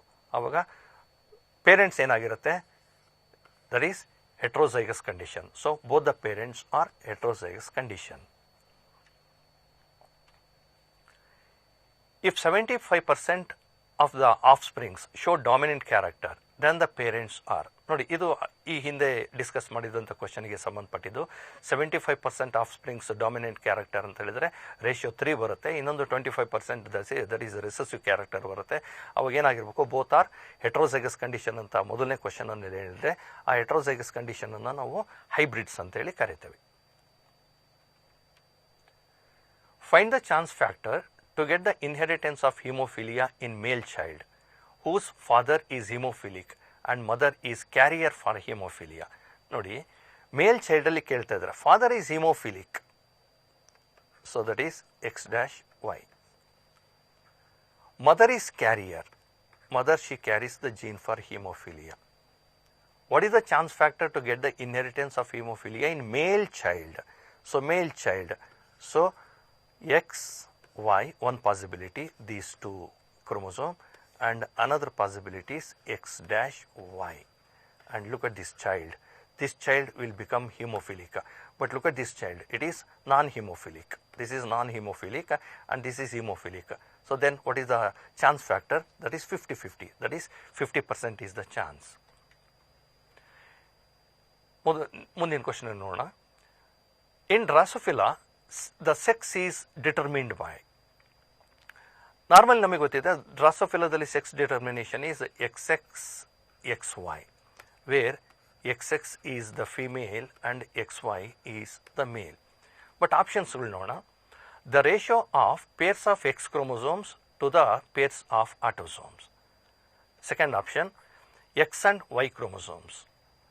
Option C, the ratio of number of X chromosomes to the set of autosomes. Option 4, whether the egg is fertilized or develops parthenogenetically. ನೋಡಿ, ಈ ಡ್ರಾಸೋಫಿಲಾ ಫ್ಲೈನಲ್ಲಿ there is a one more kind of sex determination, that is the number of X chromosome to the set of autosomes. So when the ratio is 0.5, then the individuals will become into male. When the ratio is become 1.0, then the individuals will become into the female. So ಒಂದು example ನೋಡೋಣ. So a Drosophila fly, it is having two set of autosomes and X and X. So number of X chromosomes 2, set of autosomes 2 is equal to 1, then it will become into female. When the two set of autosomes and X and Y, number of X chromosome, that is 1, set of autosomes 2, that is 0.5, then this fly will become into male. ಅದೇ ರೀತಿ, suppose if the ratio becomes less than 0.5, that will becomes into super male. If the ratio becomes more than 1, that will becomes into the super female. If the ratio lies between 0.1 and 2, 0.5 and 1.0, then it will become intersex. So this is another pattern of sex determination in Drosophila fly, that is the ratio of number of X chromosomes to the set of autosomes. ಮುಂದಿನ ಪ್ರಶ್ನೆ ನೋಡೋಣ ವಿದ್ಯಾರ್ಥಿಗಳೇ. In garden pea, round shape seed is dominant over wrinkle shape. A pea plant heterozygous for round shape of seed is selfed and 1600 seeds produced during the cross subsequently germinated. How many seedlings would have the parental phenotype ಅಂತೇಳಿ. So ಇಲ್ಲಿ ನೋಡಿ, heterozygous round shape, heterozygous in the sense that is capital or small r, ಅದನ್ನು self cross ಮಾಡಿದಾಗ, so that is heterozygous condition. So we are getting the homozygous round and 2 are heterozygous round and one more is recessive. ಇದನ್ನು ratio ಮಾಡ್ತೀವಿ ನಾವು, ಇದನ್ನು 3:1 ratio ಅಂತ ಹೇಳ್ತೀವಿ. 3 round and 1 wrinkle ಅಂತ ಹೇಳಿ. So total number of seeds produced 1600 seeds. So what are the possible genotypes? There are 4 possible genotypes. 1600 divided by 4, so that is 400. ಆ 400 ನಲ್ಲಿ how many seedlings would have the parental phenotype? Parental phenotype ಅಂತ ಹೇಳಿದ್ರೆ that is the round color, the round shape. So in this progeny, the number of the parental progenies, that means the parental characters, that is 3. 400 multiplied by 3, so that gives 1200. So 1200, that is the answer.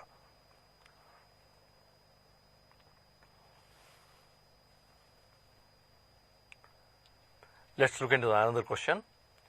In case of ABO blood grouping system in humans, the total number of phenotype and genotype are respectively. ನೋಡಿ, ABO system ಅಂತ ಹೇಳಿದ್ರೆ ಅದರಲ್ಲಿ 4 ಥರ blood ಗ್ರೂಪ್ಸನ್ನು ನಾವು study ಮಾಡಿದ್ದೀವಿ. That is blood group A, B, AB and O. So these are the 4 phenotypic blood groups. ಹಾಗೆ ಜಿನೋಟೈಪ್ಸ್ ಅಂತಲೂ ಕೂಡ ಕ್ವಶನಲ್ಲಿ ಕೇಳ್ತಾ ಇದೆ. So for example, A blood group, it is controlled by the homozygous alleles IA and also the heterozygous condition IA small I. So there are 2 genotypes for A blood group. ಅದೇ ರೀತಿ B blood group ನಲ್ಲೂ ಕೂಡ ನೋಡೋದಾದರೆ IB, that is homozygous B blood group, and one more is IB and small I, this is heterozygous condition. There are 2 genotypes. And if you look into the genotypes for the AB blood group, IA and IB, ಮೊದಲೇ ಹೇಳ್ತಾ ಇದ್ದೀನಿ ನಿಮಗೆ codominance ಅಂತ ಹೇಳಿಬಿಟ್ಟು. So IA and IB both are together, they are going to produce both antigens A and B, that blood group become AB and it has only one genotype. And O blood group, where the antigens are absent, and so that it is controlled by small I. And if you go through 1, 2, 3, 4, 5, 6. So totally there are 6 genotypes, and phenotypes there are 4. So phenotypes are 4 and genotype that is 6. ಮುಂದಿನ ಪ್ರಶ್ನೆ ನೋಡೋಣ. The cross between a red fruit bearing tomato plant with yellow fruit bearing plant yielded 173 plants. Out of these, 84 produced red fruits while 89 produced yellow fruits. The genotype of the parents is most likely to be. ನೋಡಿ, ಅಲ್ಲಿ ಬರುವಂಥ ಪ್ರೋಜೆನಿಸ್ಗಳಲ್ಲಿ 84 plants producing the red fruits, 89 plant producing the yellow fruits. ಅಂದರೆ almost equal ರೇಷನಲ್ಲಿ ಹತ್ರದಲ್ಲಿದೆ, near by 84 and 89, there is no much difference between these 2 character. ಅಂದರೆ ಅವಾಗ ಏನಾಗುತ್ತೆ, ನಮಗೆ ರೇಷಿಯೋ 1:1 ಅಂತೇಳಿ ತಗೊಳ್ಳೋಣ. That is red fruit to yellow fruit ratio 1:1. 1:1 ratio ನೀವು ಸಾಕಷ್ಟು ಸರಿ ಪ್ರಾಕ್ಟೀಸ್ ಮಾಡಿರ್ತೀರ, ಅದು ಟೆಸ್ಟ್ ಕ್ರಾಸ್ನಲ್ಲಿ ಬರುತ್ತೆ ಅಂತೇಳಿ. ಟೆಸ್ಟ್ ಕ್ರಾಸ್ ಅಂದರೆ it is the cross made between F1 hybrid with double recessive parent ಅಂತ. ಕೊಟ್ಟಿರುವಂಥ ಜಿನೋಟೈಪ್ಗಳನ್ನು ನೋಡಿ, ಆ ಜಿನೋಟೈಪ್ಸ್ನಲ್ಲಿ ಒಂದು ಹೆಟ್ರೋಸೈಗಸ್ ಕಂಡೀಷನ್ ಇರಬೇಕು, that is capital R small r, that is the F1 hybrid ಆಗುತ್ತೆ. ಇನ್ನು ಒಂದು ಡಬಲ್ ರಿಸೆಸಿವ್ ಪೇರೆಂಟ್ ಅಂತ ಹೇಳಿದ್ರೆ ಸ್ಮಾಲ್ r ಆ್ಯಂಡ್ ಈ 2 ಪೇರೆಂಟ್ಸ್ಗಳನ್ನು ಕ್ರಾಸ್ ಮಾಡಿದಾಗ ನಮಗೆ 1:1 ರೇಷಿಯೋ ಬರುತ್ತೆ. That is 84 plants producing the red fruits and 89 plants producing yellow fruits. ಇನ್ನೊಂದು ಪ್ರಶ್ನೆ ನೋಡೋಣ. If the blood group of the parents is O positive, then the probable blood group of the child would be. ನೋಡಿ, ಇಲ್ಲಿ 2 ಪೇರೆಂಟ್ಸನ್ನು ಕೂಡ O positive ಅಂತ ಹೇಳ್ತಾ ಇದೆ. Probable blood group of the child would B O positive ಅಂತ ಹೇಳಿದ್ರೆ, positive it is because of the RH factor. So that is RH positive, that is the RH factors are present, then the blood group is said to be O positive ಅಂತ ಹೇಳ್ತೀವಿ. ಅಲ್ಲಿ homozygous ಅಥವಾ heterozygous ಅಂತ ಯಾವುದೇ condition ಹೇಳಿಲ್ಲ. ಅವಾಗ ನಾವೇನು ಮಾಡ್ಬೋದು, ಒನ್ ಈಸ್ RH ಪಾಸಿಟಿವ್, ಇನ್ನೊಂದು RH ನೆಗೆಟಿವ್, ಈ ರೀತಿ ಹೆಟ್ರೋಸೈಗಸ್ ಕಂಡೀಷನ್ ಅಂತ ತಗೊಳ್ಬೋದು. Heterozygous condition, this is 1 parent and another parent also, that is one is Rh positive and Rh negative, that is heterozygous condition, Rh positive and Rh negative. Illi possibility of getting O blood group in their child. Suppose if this allele fertilize with any one of this allele, then the child will become Rh positive only. Suppose if these two alleles are fertilized, that means the gametes carrying these alleles are fertilized, so that is Rh negative. So possibility, both positive blood as well as negative blood, both are the possibilities in this child.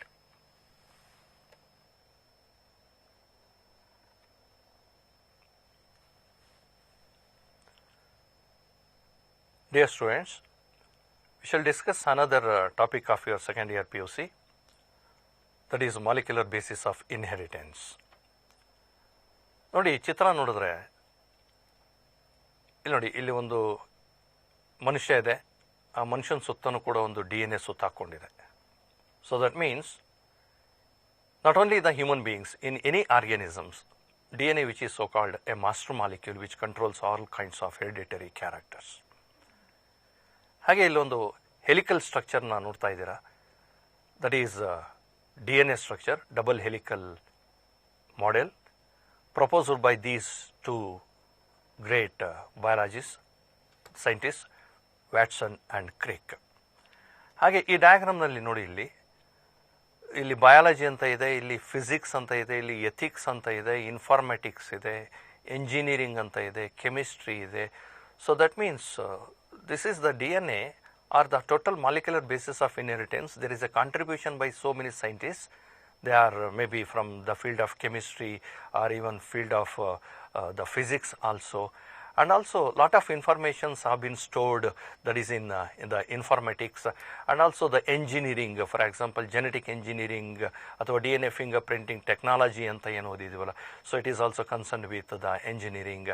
and ಇಲ್ಲಿ ಇನ್ನೊಂದು term ಇದೆ ethics ಅಂತೇಳಿ. there are lot of the ethical issues behind there are so many aspects of molecular basis of inheritance. ಈ ಟಾಪಿಕ್ನಲ್ಲಿ ನೀವೇನೇನು study ಮಾಡಿದ್ದೀರ ಅಂತೇಳಿ ಒಂದ್ಸರಿ glance ಮಾಡ್ಕೊಳ್ಳೋಣ. ಹಾಗೆಯೇ ಒಂದು you studied about the nucleic acids like DNA and RNA and search for the genetic material, whether it is the DNA is the genetic material or the RNA is the genetic material, what are the properties of genetic material ಅಂತ study ಮಾಡಿದ್ದೀರಾ. ಆನಂತರ DNA replication ಅಂತ ನೋಡಿದ್ದೀರಾ, genetic code, transcription, translation, lac operon concept, human genome project, DNA finger printing, ಈ ರೀತಿ ಬೇರೆ ಬೇರೆ ಸಬ್ ಟಾಪಿಕ್ಸ್ಗಳನ್ನು ಇದರಲ್ಲಿ ನೀವು ಸ್ಟಡಿ ಮಾಡಿದ್ದೀರಾ. ಒಂದು ನ್ಯೂಕ್ಲಿಕ್ ಆಸಿಡ್ಸ್ನಲ್ಲಿ ನೀವು ಸ್ಟಡಿ ಮಾಡಿರುವಂಥದ್ದು DNA and RNA are the two nucleic acids, and both the DNA and RNA they are composed of 3 components ನೀವು ಸ್ಟಡಿ ಮಾಡಿದ್ದೀರಾ. ಒಂದು ಪೆಂಟೋ ಶುಗರ್, ಇನ್ನು ಒಂದು nitrogen base, and one more is the phosphate group. But the type of the pento sugar in case of DNA and RNA ನಿಮಗೆ ಗೊತ್ತಿದೆ. DNA deoxy ribose sugar ಅಂತ ಹೇಳ್ತೀರಾ, RNA ribose sugar ಅಂತ ಹೇಳಿ ಕರಿತೀರಾ. Nitrogen ಬೇಸಸ್ನಲ್ಲಿ purines and pyrimidines, adenine and guanine are the purines in DNA, and thymine and cytosine are the pyrimidines. Whereas in case of RNA, adenine and guanine are the 2 purines, uracil and cytosine are the pyrimidines, and one more is the phosphate group. So ಈ ಸ್ಟ್ರಕ್ಚರನ್ನು ನೀವು ಚೆನ್ನಾಗಿ study ಮಾಡಿದ್ದೀರ, structure of DNA ಮತ್ತು RNA ಬಗ್ಗೆ.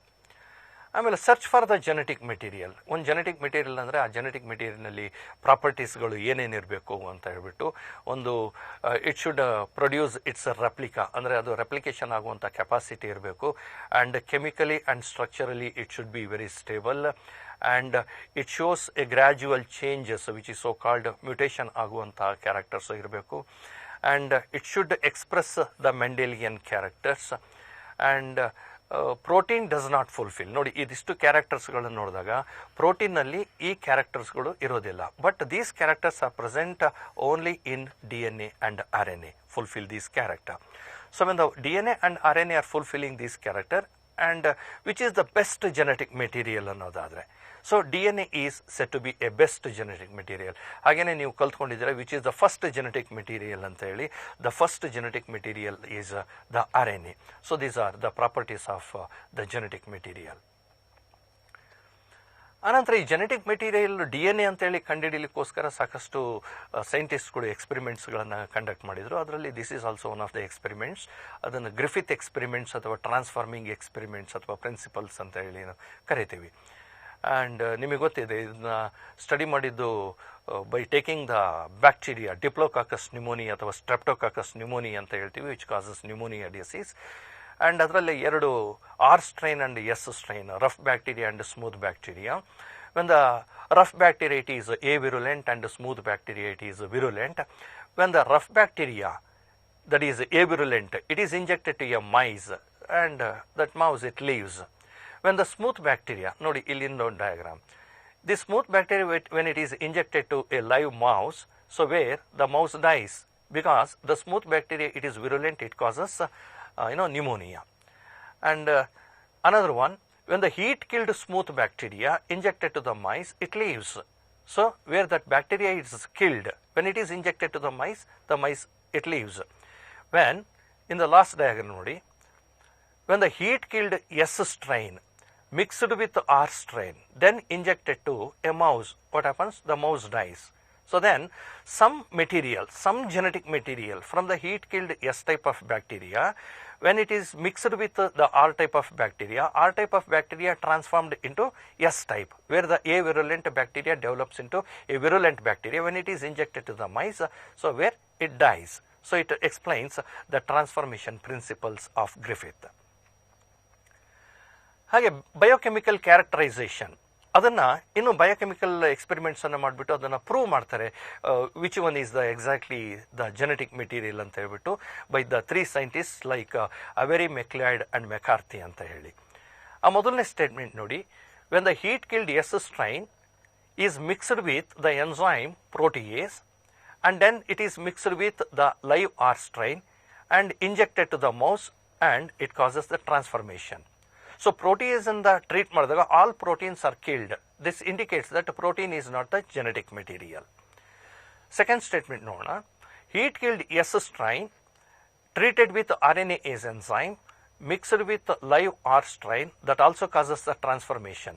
ಇಲ್ಲಿ RNase ಜೊತೆಗೆ ಅದನ್ನು mix ಮಾಡಿದಾಗ RNA is destroyed. ಈ ಒಂದು RNA is destroyed, so there is a transformation, then RNA is not the genetic material. Last statement, heat killed S strain treated with DNase mixed with live R strain that causes no transformation. ಇಲ್ಲಿ transformation ಆಗೋದಿಲ್ಲ, ಯಾಕೆಂದರೆ so when that mixture, then the heat killed S strain, that extract is mixed with DNase enzyme, whatever the DNA present in that extract is destroyed. When it is mixed with the R strain, there is no transformation due to absence of DNA. This indicates that DNA is the genetic material ಅಂತೇಳಿ ಈ 3 ಸೈಂಟಿಸ್ಟ್ಗಳು Discover ಮಾಡಿದ್ದಂಥದ್ದನ್ನು ಓದಿದ್ದೀರಾ. ಇನ್ನು ಒಂದು ಹ್ಯಾರ್ಶಿ and chase experiment ಅಥವಾ blenders experiment ಅಂತಲೂ ಕೂಡ ನೀವು study ಮಾಡಿದ್ದೀರಾ. So the bacteriophages which are grown in S35 and P32 medium, when they are allowed to infect the bacteria and whether the bacteria will be become radioactive or non-radioactive ಅಂತ ಹೇಳ್ಬಿಟ್ಟು ಕಂಡಿಡಿದಂಥ ಒಂದು experiment. ಇದರಲ್ಲೂ ಕೂಡ ಗೊತ್ತಾಗುತ್ತೆ the transforming agent that is from the bacteriophage that enters into the bacterial cell, actually it is the DNA but not the protein coat ಅಂತ ಹೇಳ್ಬಿಟ್ಟು. And this is also another experiment you studied that also proves that DNA is the transforming agent ಅಂತ ಹೇಳಿ.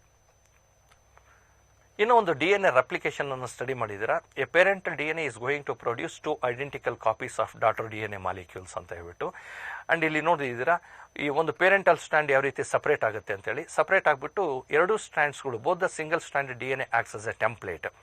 ಆ template strand ಮೇಲ್ಗಡೆ new strand is synthesized. One strand is forming towards the replication fork, another strand is forming away from the replication fork. ಇಲ್ಲಿ ಒಂದನ್ನು observe ಮಾಡಿ, both the new strands which are forming, one towards the replication fork, another away from the replication fork. ಇದನ್ನು leading strand ಅಂತ ಹೇಳಿ ಕರಿತೇವೆ, ಇದನ್ನು lagging strand ಅಂತ ಹೇಳಿ ಕರಿತೇವೆ. ಆ್ಯಂಡ್ ದೀಸ್ ಫ್ರಾಗ್ಮೆಂಟ್ಸ್ಗಳನ್ನು ವಕಾಜಾಕಿ ಫ್ರಾಗ್ಮೆಂಟ್ಸ್ ಅಂತ ಕರಿತೀವಿ. ಆ ಫಾರ್ಮೇಷನ್ ಆಗೋ ಡೈರೆಕ್ಷನ್ ನೋಡಿ, 5' to 3', and here also 5' to 3'. So always the new strand ಯಾವತ್ತೂ ಕೂಡ ಫಾರ್ಮೇಷನ್ ಆಗೋದು either towards the replication fork or away from the replication fork, that is 5' to 3' ಡೈರೆಕ್ಷನಲ್ಲಿ ಫಾರ್ಮೇಷನ್ ಆಗುತ್ತೆ. And at the end it results in the formation of the 2 identical copies of daughter DNA molecules. ಆ DNA replication ಆದಾಗ produce ಆಗುವಂಥ 2 daughter ಮಾಲಿಕ್ಯೂಲ್ಸ್ಗಳು identical ಅಂತ ಏನಕ್ಕೆ ಕರಿತೇವೆ, ಯಾವುದಕ್ಕೆ ಕರಿತೀವಿ ಅಂದರೆ, in both the daughter DNA molecules one strand is parental, another strand is newly synthesized. For example ಇಲ್ಲಿ ನೋಡಿ, ಇದನ್ನು ಪೇರೆಂಟಲ್ DNA ಅಂತ ತಗೊಳ್ಳೋಣ. ಸೊ ಅದರಿಂದ 2 ಡಾಟರ್ DNA ಮಾಲಿಕ್ಯೂಲ್ಸ್ಗಳು ಬಂದಿದೆ. ಈ 2 ಡಾಟರ್ DNA ಮಾಲಿಕ್ಯೂಲ್ಸಲ್ಲಿ ಒಂದು strand that is parental, another strand that is newly synthesised. Here also one strand is parental, another one is newly synthesized. Hence it is called a semi-conservative method of DNA replication. ಹಾಗೆ ಕೆಲವೊಂದು ಬಯಾಲಜಿಸ್ಟು ಇನ್ನೂ ಬೇರೆ propose ಮಾಡ್ತಾರೆ the type of DNA replication ಅನ್ನು. So that is conservative method ಅಂತ ಹೇಳಿ. Conservative ಮೆಥಡ್ನಲ್ಲಿ so this is the parental DNA going to produce the 2 daughter DNA molecules. ಇಲ್ಲಿ ಏನಾಗಿದೆ, 1 daughter DNA is made up of completely newly formed strands, another daughter DNA is made up of completely parental strand. The entire 100% of the parental strand is conserved, hence it is called as conservative method. ಇನ್ನೂ ಒಂದು ನೋಡಿ, dispersive method ಅಂತ ಹೇಳಿ. Dispersive method ಅಲ್ಲಿ ಒಂದು parent it produces the 2 daughter DNA molecule. In each daughter DNA molecule, in both the strand, one piece of the parental, another piece is the newly synthesized. So both the parental and newly synthesized fragments of DNA are dispersed. That is called dispersive method. But actually DNA replication, it is not conservative, it is not dispersive. Actually DNA conservation, it is semi-conservative. ಇದನ್ನು Discover ಮಾಡಿದ್ದು, experimentally prove ಮಾಡಿದ್ದು Meselson and Stahl by using N14 and N15 heavy nitrogen and then the light nitrogen ಎಕ್ಸ್ಪೆರಿಮೆಂಟಿಂದ he discovered DNA replication is semi-conservative method. ಮತ್ತು genetic ಕೋಡನ್ನು ನೀವು study ಮಾಡಿದ್ದೀರಾ. ಆ genetic ಕೋಡಲ್ಲಿ various ಫೀಚರ್ಸ್ಗಳನ್ನು ಕೂಡ ಸ್ಟಡಿ ಮಾಡಿದ್ದೀರಾ. Like genetic code is universal, genetic code is a triplet codon, and it is a initiator codon, it has the terminator codon, and it is commaless, non-overlapping, sensible, and degeneration, which is also called redundancy ಅಂತ ಹೇಳ್ಬಿಟ್ಟು genetic ಕೋಡಿಂದ ಫೀಚರ್ಸನ್ನು ಕೂಡ ನೀವು study ಮಾಡಿದ್ದೀರಾ. ಆನಂತರ transcription ನೋಡಿ, ಇದೊಂದು ಪಿಕ್ಚರ್ನಲ್ಲಿ ನೀವು ಇದನ್ನು ಸ್ಟಡಿ ಮಾಡಿರ್ತೀರಿ. Transcription unit, promoter region and then the terminator region. And template strand ಅಂದರೆ ಯಾವುದು, ಕೋಡಿಂಗ್ ಸ್ಟ್ರಾಂಡ್ ಅಂದರೆ ಯಾವುದು. Always the template strand is oriented in 3' to 5', whereas the coding strand is oriented in 5' to 3'. And it is on the template strand the mRNA is going to be synthesized. So the nucleotide sequences which are present on the mRNA strand, they are exactly equal to the nucleotide sequences which are present on the non-template strand, and so that the non-template strand it is called coding strand ಅಥವಾ sense strand ಅಂತಲೂ ಕೂಡ ಕರಿತೀವಿ. ಹಾಗೆ ನೀವು ಆ ಟ್ರಾನ್ಸ್ಕ್ರಿಪ್ಷನಲ್ಲಿ transcription ಇನ್ ಪ್ರೊಕ್ಯಾರಿಯೋಟ್ಸನ್ನು study ಮಾಡಿದ್ದೀರಾ. So this is a double-stranded DNA molecule, and this is the RNA polymerase enzyme that binds to the double-stranded DNA, and the nick is formed, that is the double-stranded DNA gets separated to form into 2 single strands, and one of the single-stranded DNA acts as a template. ಆ template ಮೇಲ್ಗಡೆ ಒಂದು RNA formation ಆಗೋದು, that is transcription process in prokaryotes. ಅದೇ ರೀತಿ ಯೂಕ್ಯಾರಿಯೋಟ್ಸ್ನಲ್ಲೂ ಕೂಡ transcription study ಮಾಡಿದ್ದೀರಾ. ಯೂಕ್ಯಾರಿಯೋಟ್ಸ್ನಲ್ಲಿ ಏನಾಗ್ತದೆ, ಆ DNA ಇಂಟ್ರಾನ್ಸ್ ಮತ್ತು ಎಕ್ಸಾನ್ಸ್ಗಳು ಎರಡೂ ಇರೋದ್ರಿಂದ, ಎಕ್ಸಾನ್ಸ್ ಅಂದರೆ ಫಂಕ್ಷನಲ್ ಯೂನಿಟ್ಸು, ಇಂಟ್ರಾನ್ಸ್ ಅಂದರೆ non functional units. So that it is going to produce a heterogeneous nuclear RNA. So ಅದನ್ನು HNRNA ಅಂತೇಳಿ ಕರಿತೀವಿ, ಹೆಟರೋಜಿನಿಯಸ್ ನ್ಯೂಕ್ಲಿಯರ್ RNA. ಈ HNRNA where you find both exons as well as introns. Exons are the coding sequences, introns are the non coding sequences. ಅವಾಗ ಅಲ್ಲಿ ಏನಾಗುತ್ತೆ, RNA splicing ಅಂತ ಹೇಳಾಗುತ್ತೆ, that is the post transcriptional process ಅಂತ ಹೇಳ್ತೀವಿ. So wherever the introns are there, all these introns are removed.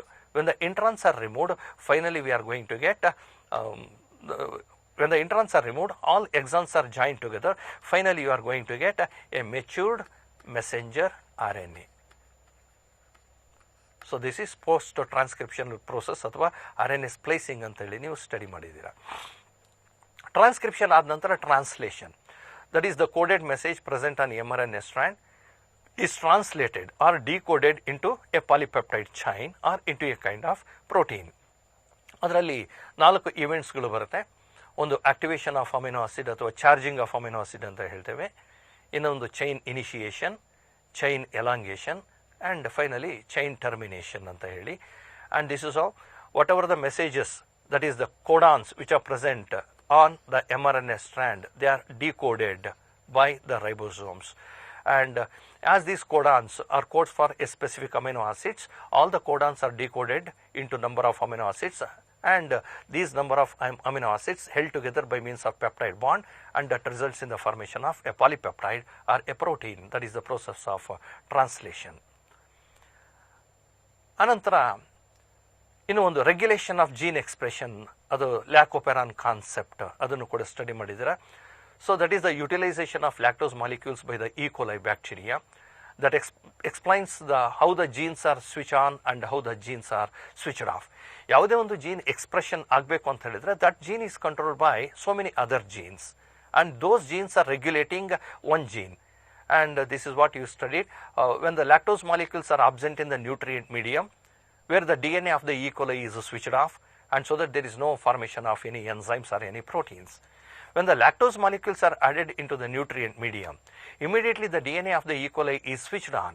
Once it is switched on, it is going to produce RNA molecules, and there are 3 structural genes you study madidira, the Z, Y, A anta heli, and all the 3 genes going to produce 3 mRNA strand. All the 3 mRNA undergo translation, and now they are going to produce the 3 proteins which acts as 3 enzymes.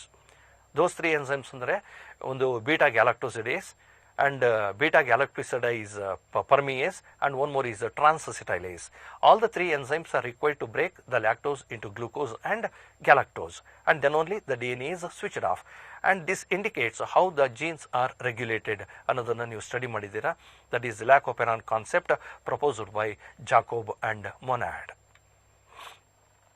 ಮತ್ತೆ human genome project ಅನ್ನು ಕೂಡ study ಮಾಡಿದ್ದೀರಾ. ಅದರದ್ದು features of human genome project, what are the total number of chromosomes are present in a human cell, what are the number of genes present on those chromosomes, and which is the longest chromosome, which is the smallest chromosome, and how many genes are identical from one individual to another individual, and the entire thing which is brought under human genome project, and you studied and learned very well. And one more technique, DNA fingerprinting, and you know that it is one of the analytical technique developed by Alec Jeffrey from Leicester University, and he discovered how one can identify the individual by taking the DNA samples, that is the DNA fingerprinting. And one of the major technique employed here, it is RFLP ಅಂತ ಹೇಳ್ತೀವಿ, that is restriction fragments length polymorphism.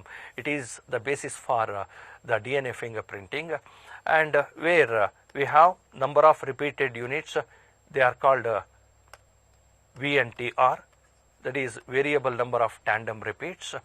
So these are some of the basis for the DNA fingerprinting. So ಇಷ್ಟೆಲ್ಲ various ಟಾಪಿಕ್ಸ್ಗಳನ್ನು ನೀವು ಈ molecular basis of ಇನ್ಹೆರಿಟೆನ್ಸ್ನಲ್ಲಿ study ಮಾಡಿದ್ದೀರಾ.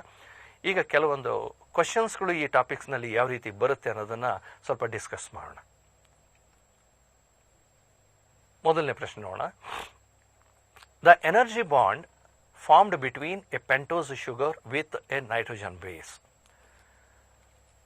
So ಒಂದು pentose sugar, ಈ pentose ಶುಗರ್ಗೆ ಒಂದು nitrogen base attach ಆಗುತ್ತೆ. Usually the nitrogen base attaches at the first carbon position of the pentose sugar, and this nitrogen base, either it is adenine, guanine, thymine, cytosine or uracil, one of the nitrogen bases attaches to the first carbon position of the pentose sugar. Illi options nodi, there are so many energy bonds have given here. One the hydrogen bond, glycoside bond, phosphodiester bond, phosphoester bond. Actually nitrogen base connected to the first carbon position of the pentose sugar with the help of the glycoside bond or glycosidic bond anta ಏನು ಕರಿತೀವಿ. That is the answer. ಎರಡನೇ ಪ್ರಶ್ನೆ, select A wrong statement from the following. Option A, A typical nucleosome has 200 base pairs of DNA helix ಅಂತ ಹೇಳಿ. ಇಲ್ಲಿ ನೋಡಿ, ಅಲ್ಲಿ ಕೇಳಿರೋದನ್ನ ಗಮನ ಹರಿಸಿ. ರಾಂಗ್ ಸ್ಟೇಟ್ಮೆಂಟ್, ಯಾವ ಸ್ಟೇಟ್ಮೆಂಟ್ ರಾಂಗ್ ಇದೆ ಅನ್ನೋದನ್ನು ನಾವು ನೋಡಬೇಕು. ಎ ಟಿಪಿಕಲ್ ನ್ಯೂಕ್ಲಿಯೋಸೋಮ್, ನ್ಯೂಕ್ಲಿಯೋಸೋಮ್ ಅಂತ ಹೇಳಿದ್ರೆ there is a central core of histone made up of 8 subunits, they are called octomer, and that octamer, it is wrapped up by a double-stranded DNA. And what is the length of this double-stranded DNA? It is made up of 200 base pairs. So, the first answer is right. That means the statement is right. Now, hudukbekagirodu wrong statement. Second one, histone is rich in lysine and arginine. Illi ಏನು ಹೇಳಿದೆ, this octamer, it is made up of the two amino acids. One is the lysine and arginine. So, that lysine and arginine both are positively charged amino acids around which the negatively charged DNA it is wrapped. So, that is also the correct statement. Histone octamer is made up of 8 different proteins. ಇಲ್ಲಿ octamer ಅಂತ ಹೇಳಿದ್ರೆ 8 subunits ಅಂತ ಹೇಳಿ. 8 subunits in the sense they are not made up of 8 types of octamers. Actually they are made up of 4 types of octamers.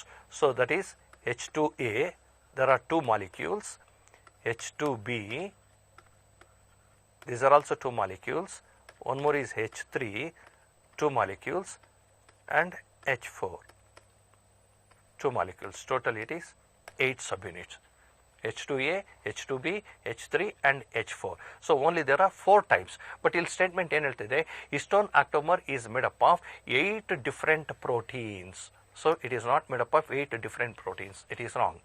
ಹಾಗೆ last statement ನೋಡೋಣ, negatively charged DNA wrapped around positively charged the histone, that is also the right statement. So, the wrong statement is histone octamer is made up of 8 different proteins. So, this is the wrong statement. ಮುಂದಿನ ಪ್ರಶ್ನೆ ನೋಡೋಣ, DNA is found as genetic material. ಆಗಲೇ ಹೇಳ್ತಾ ಇದ್ದೆ DNA and RNA are the 2 genetic materials ಅಂತ ಹೇಳಿ. ಅದರಲ್ಲಿ DNA ಯಾವುದರಲ್ಲಿ genetic material? One is TME, tobacco mosaic virus, another is HIV, human immunodeficiency virus, T4 bacteriophage and Ebola. So, ಇದರಲ್ಲಿ TME, HIV and as well as Ebola, they have RNA as the genetic material. ಇಲ್ಲಿ ಕೇಳುವಂಥ ಪ್ರಶ್ನೆ ಯಾವುದು, DNA ಯಾವುದರಲ್ಲಿ genetic material ಅಂತ ಹೇಳಿ. It is T4 bacteriophage which has DNA as the genetic material. ಮುಂದಿನ ಪ್ರಶ್ನೆ ನೋಡೋಣ, in a double helix DNA coiled in right-handed direction, a right-handed direction DNA. So, this is a right-handedly coiled DNA. Options, one turn is completed in 3.4 nanometer, contain 10 base pairs. Second statement, option, one turn completed in 34 angstroms, contain 10 nucleotides.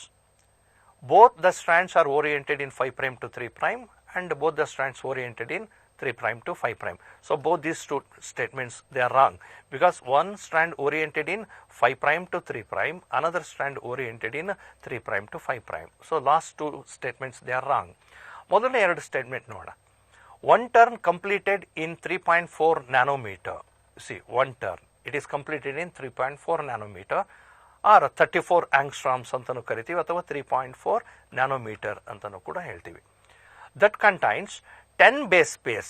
So, like this one turn which contains the 10 base pairs. So, this is right. But second statement ಯಾಕೆ wrong ಯಾಕೆ ನೋಡಿ, one turn completed in 34 angstroms. Yes, one turn is completed in 34 angstroms, that is right. Contain 10 nucleotides ಅಂತ ಹೇಳ್ತಾ ಇದೆ. Actually, it is not 10 nucleotides, actually it is 10 base pairs, and so that the option A is right. ಮುಂದಿನ ಪ್ರಶ್ನೆ ನೋಡೋಣ, during DNA replication, Okazaki fragments are formed away from the replication fork. Identify the direction in which they are formed.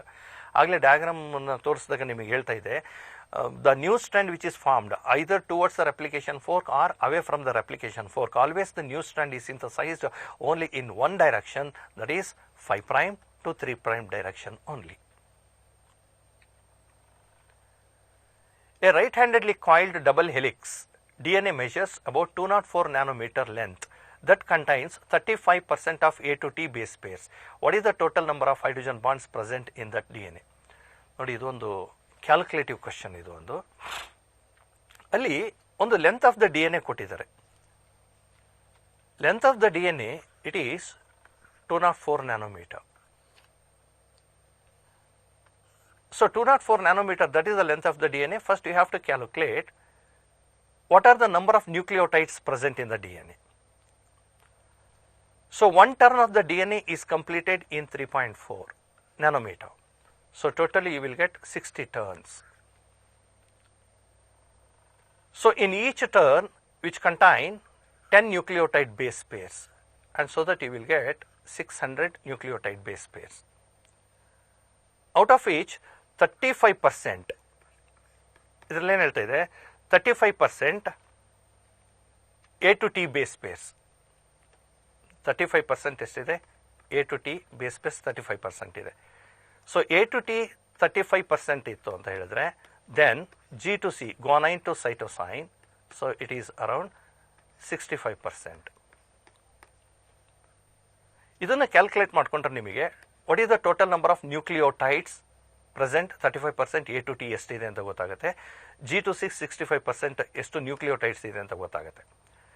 Next the number of nucleotides multiplied by 2 hydrogen bonds, and these number of nucleotides multiplied by 3 hydrogen bonds, because adenine to thymine double bond irutte, guanine to cytosine triple bond irtade. Idanna calculation ಮಾಡಿ, if you get the total number of the hydrogen bonds present in that DNA molecule, it would be around 1590.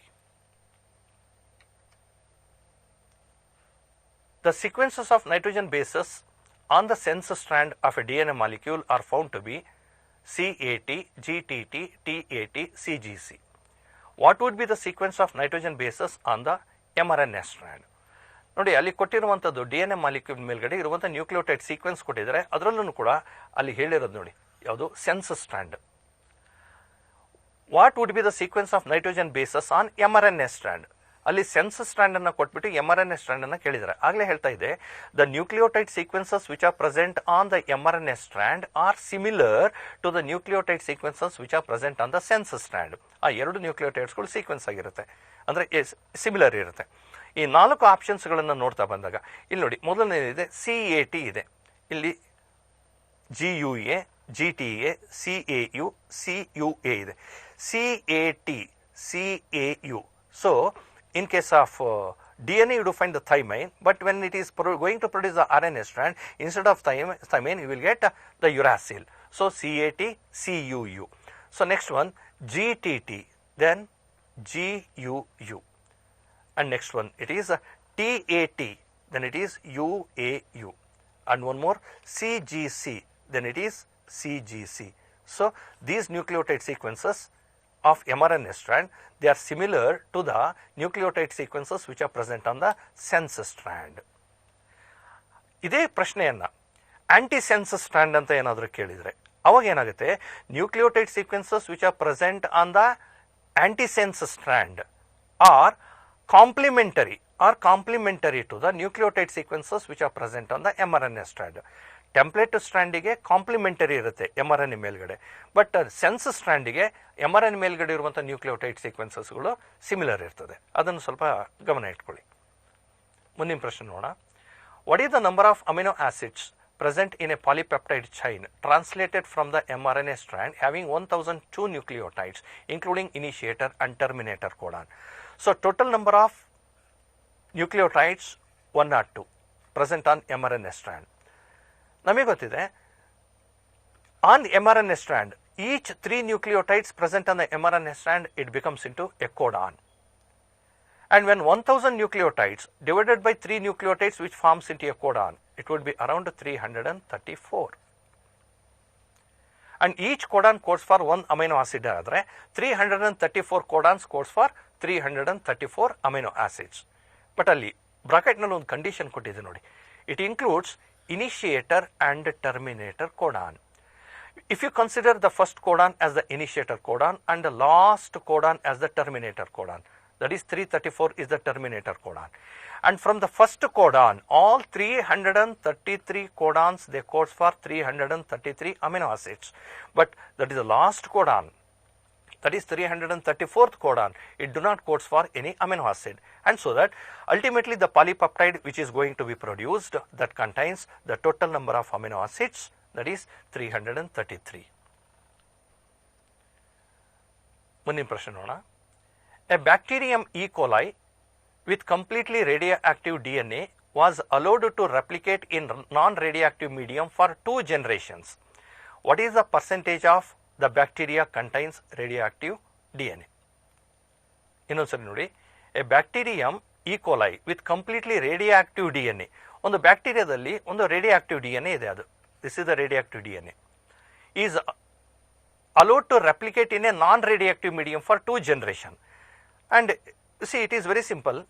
It explains the semi-conservative method of DNA replication. So, ಇದು ಮೊದಲನೇ generation, ಅದರ ಮೇಲ್ಗಡೆ new strand formation ಆಗುತ್ತೆ. So, this is first generation. It is allowed to grow for about 2 generations.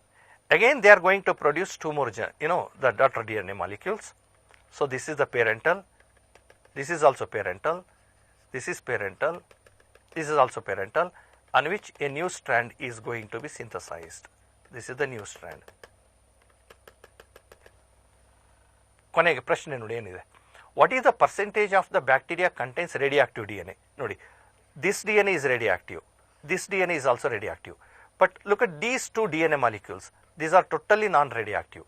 So, that means 50% of the DNA are radioactive and remaining 50% of the DNA they are non-radioactive, that is 50%. ಮುಂದಿನ ಪ್ರಶ್ನೆ, during transcription the promoter is recognised by. So transcription ಆಗಬೇಕಾದ್ರೆ ಆಗಲೇ ನೋಡಿದ್ವಿ ಟ್ರಾನ್ಸ್ಕ್ರಿಪ್ಷನಲ್ unit ಅಂತ ಹೇಳಿ. So this is the promoter region and this is the terminator region. This is the promoter and this is terminator.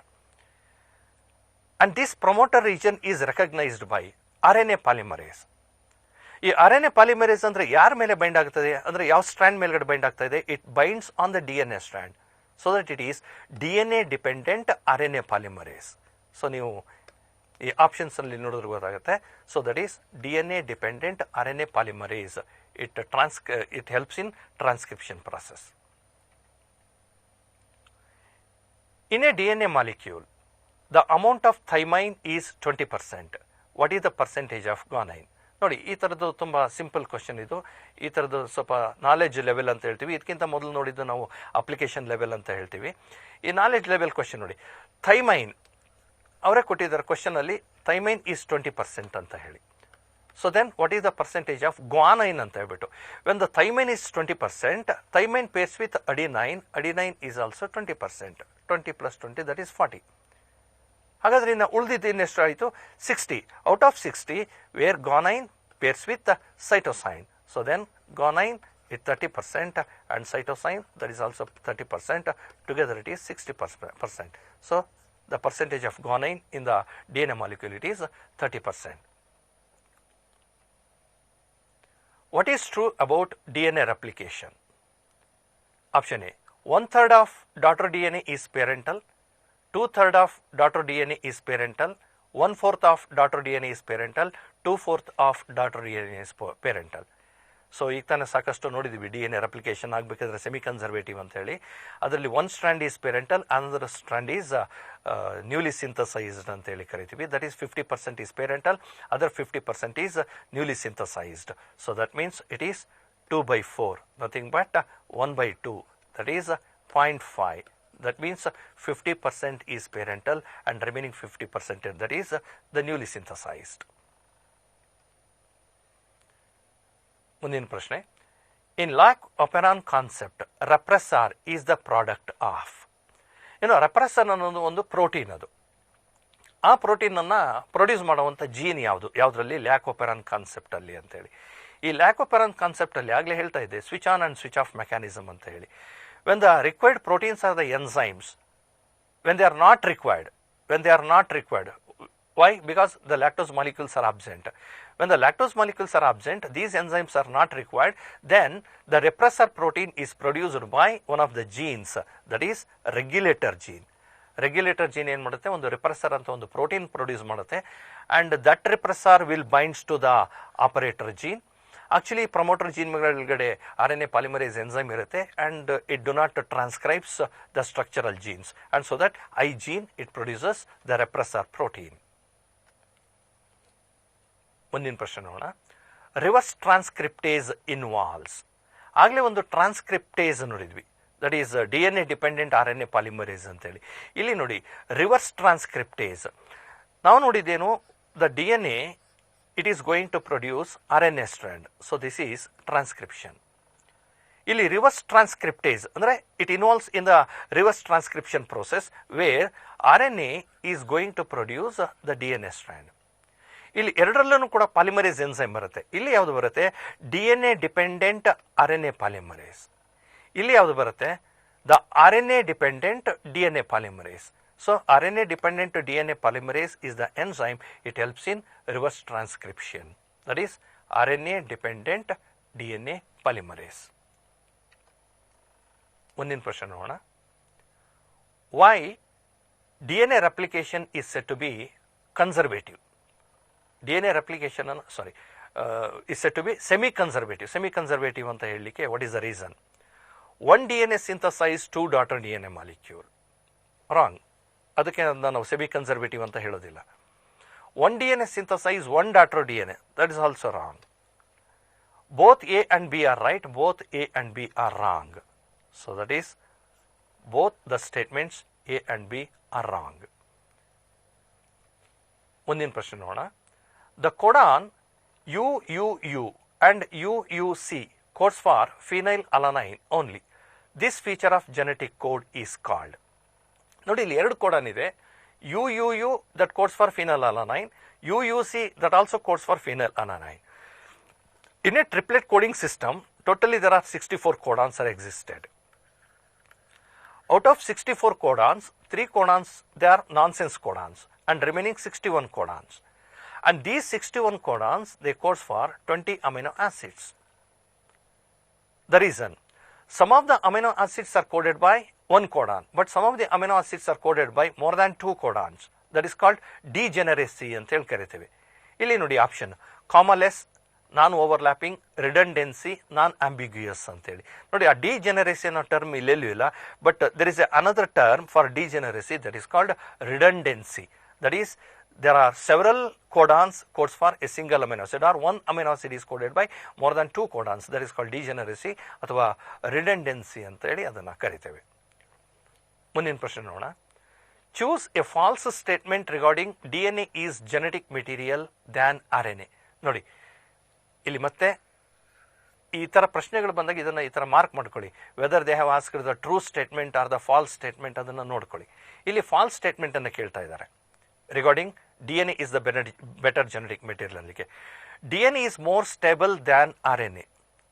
Yes, that is right. It is more stable. ನಾವು ಹುಡುಕಬೇಕಾಗಿರೋದು falls statement ಅನ್ನು. RNA mutate faster than DNA. That is also right. RNA undergo fast mutation rather than DNA. RNA acts as catalyst, hence it is reactive. That is also right. RNA ನಲ್ಲಿ particularly at the second position, carbon position pentose ಶುಗರ್ನಲ್ಲಿ OH group ಏನಿರುತ್ತೆ, it is very active in RNA.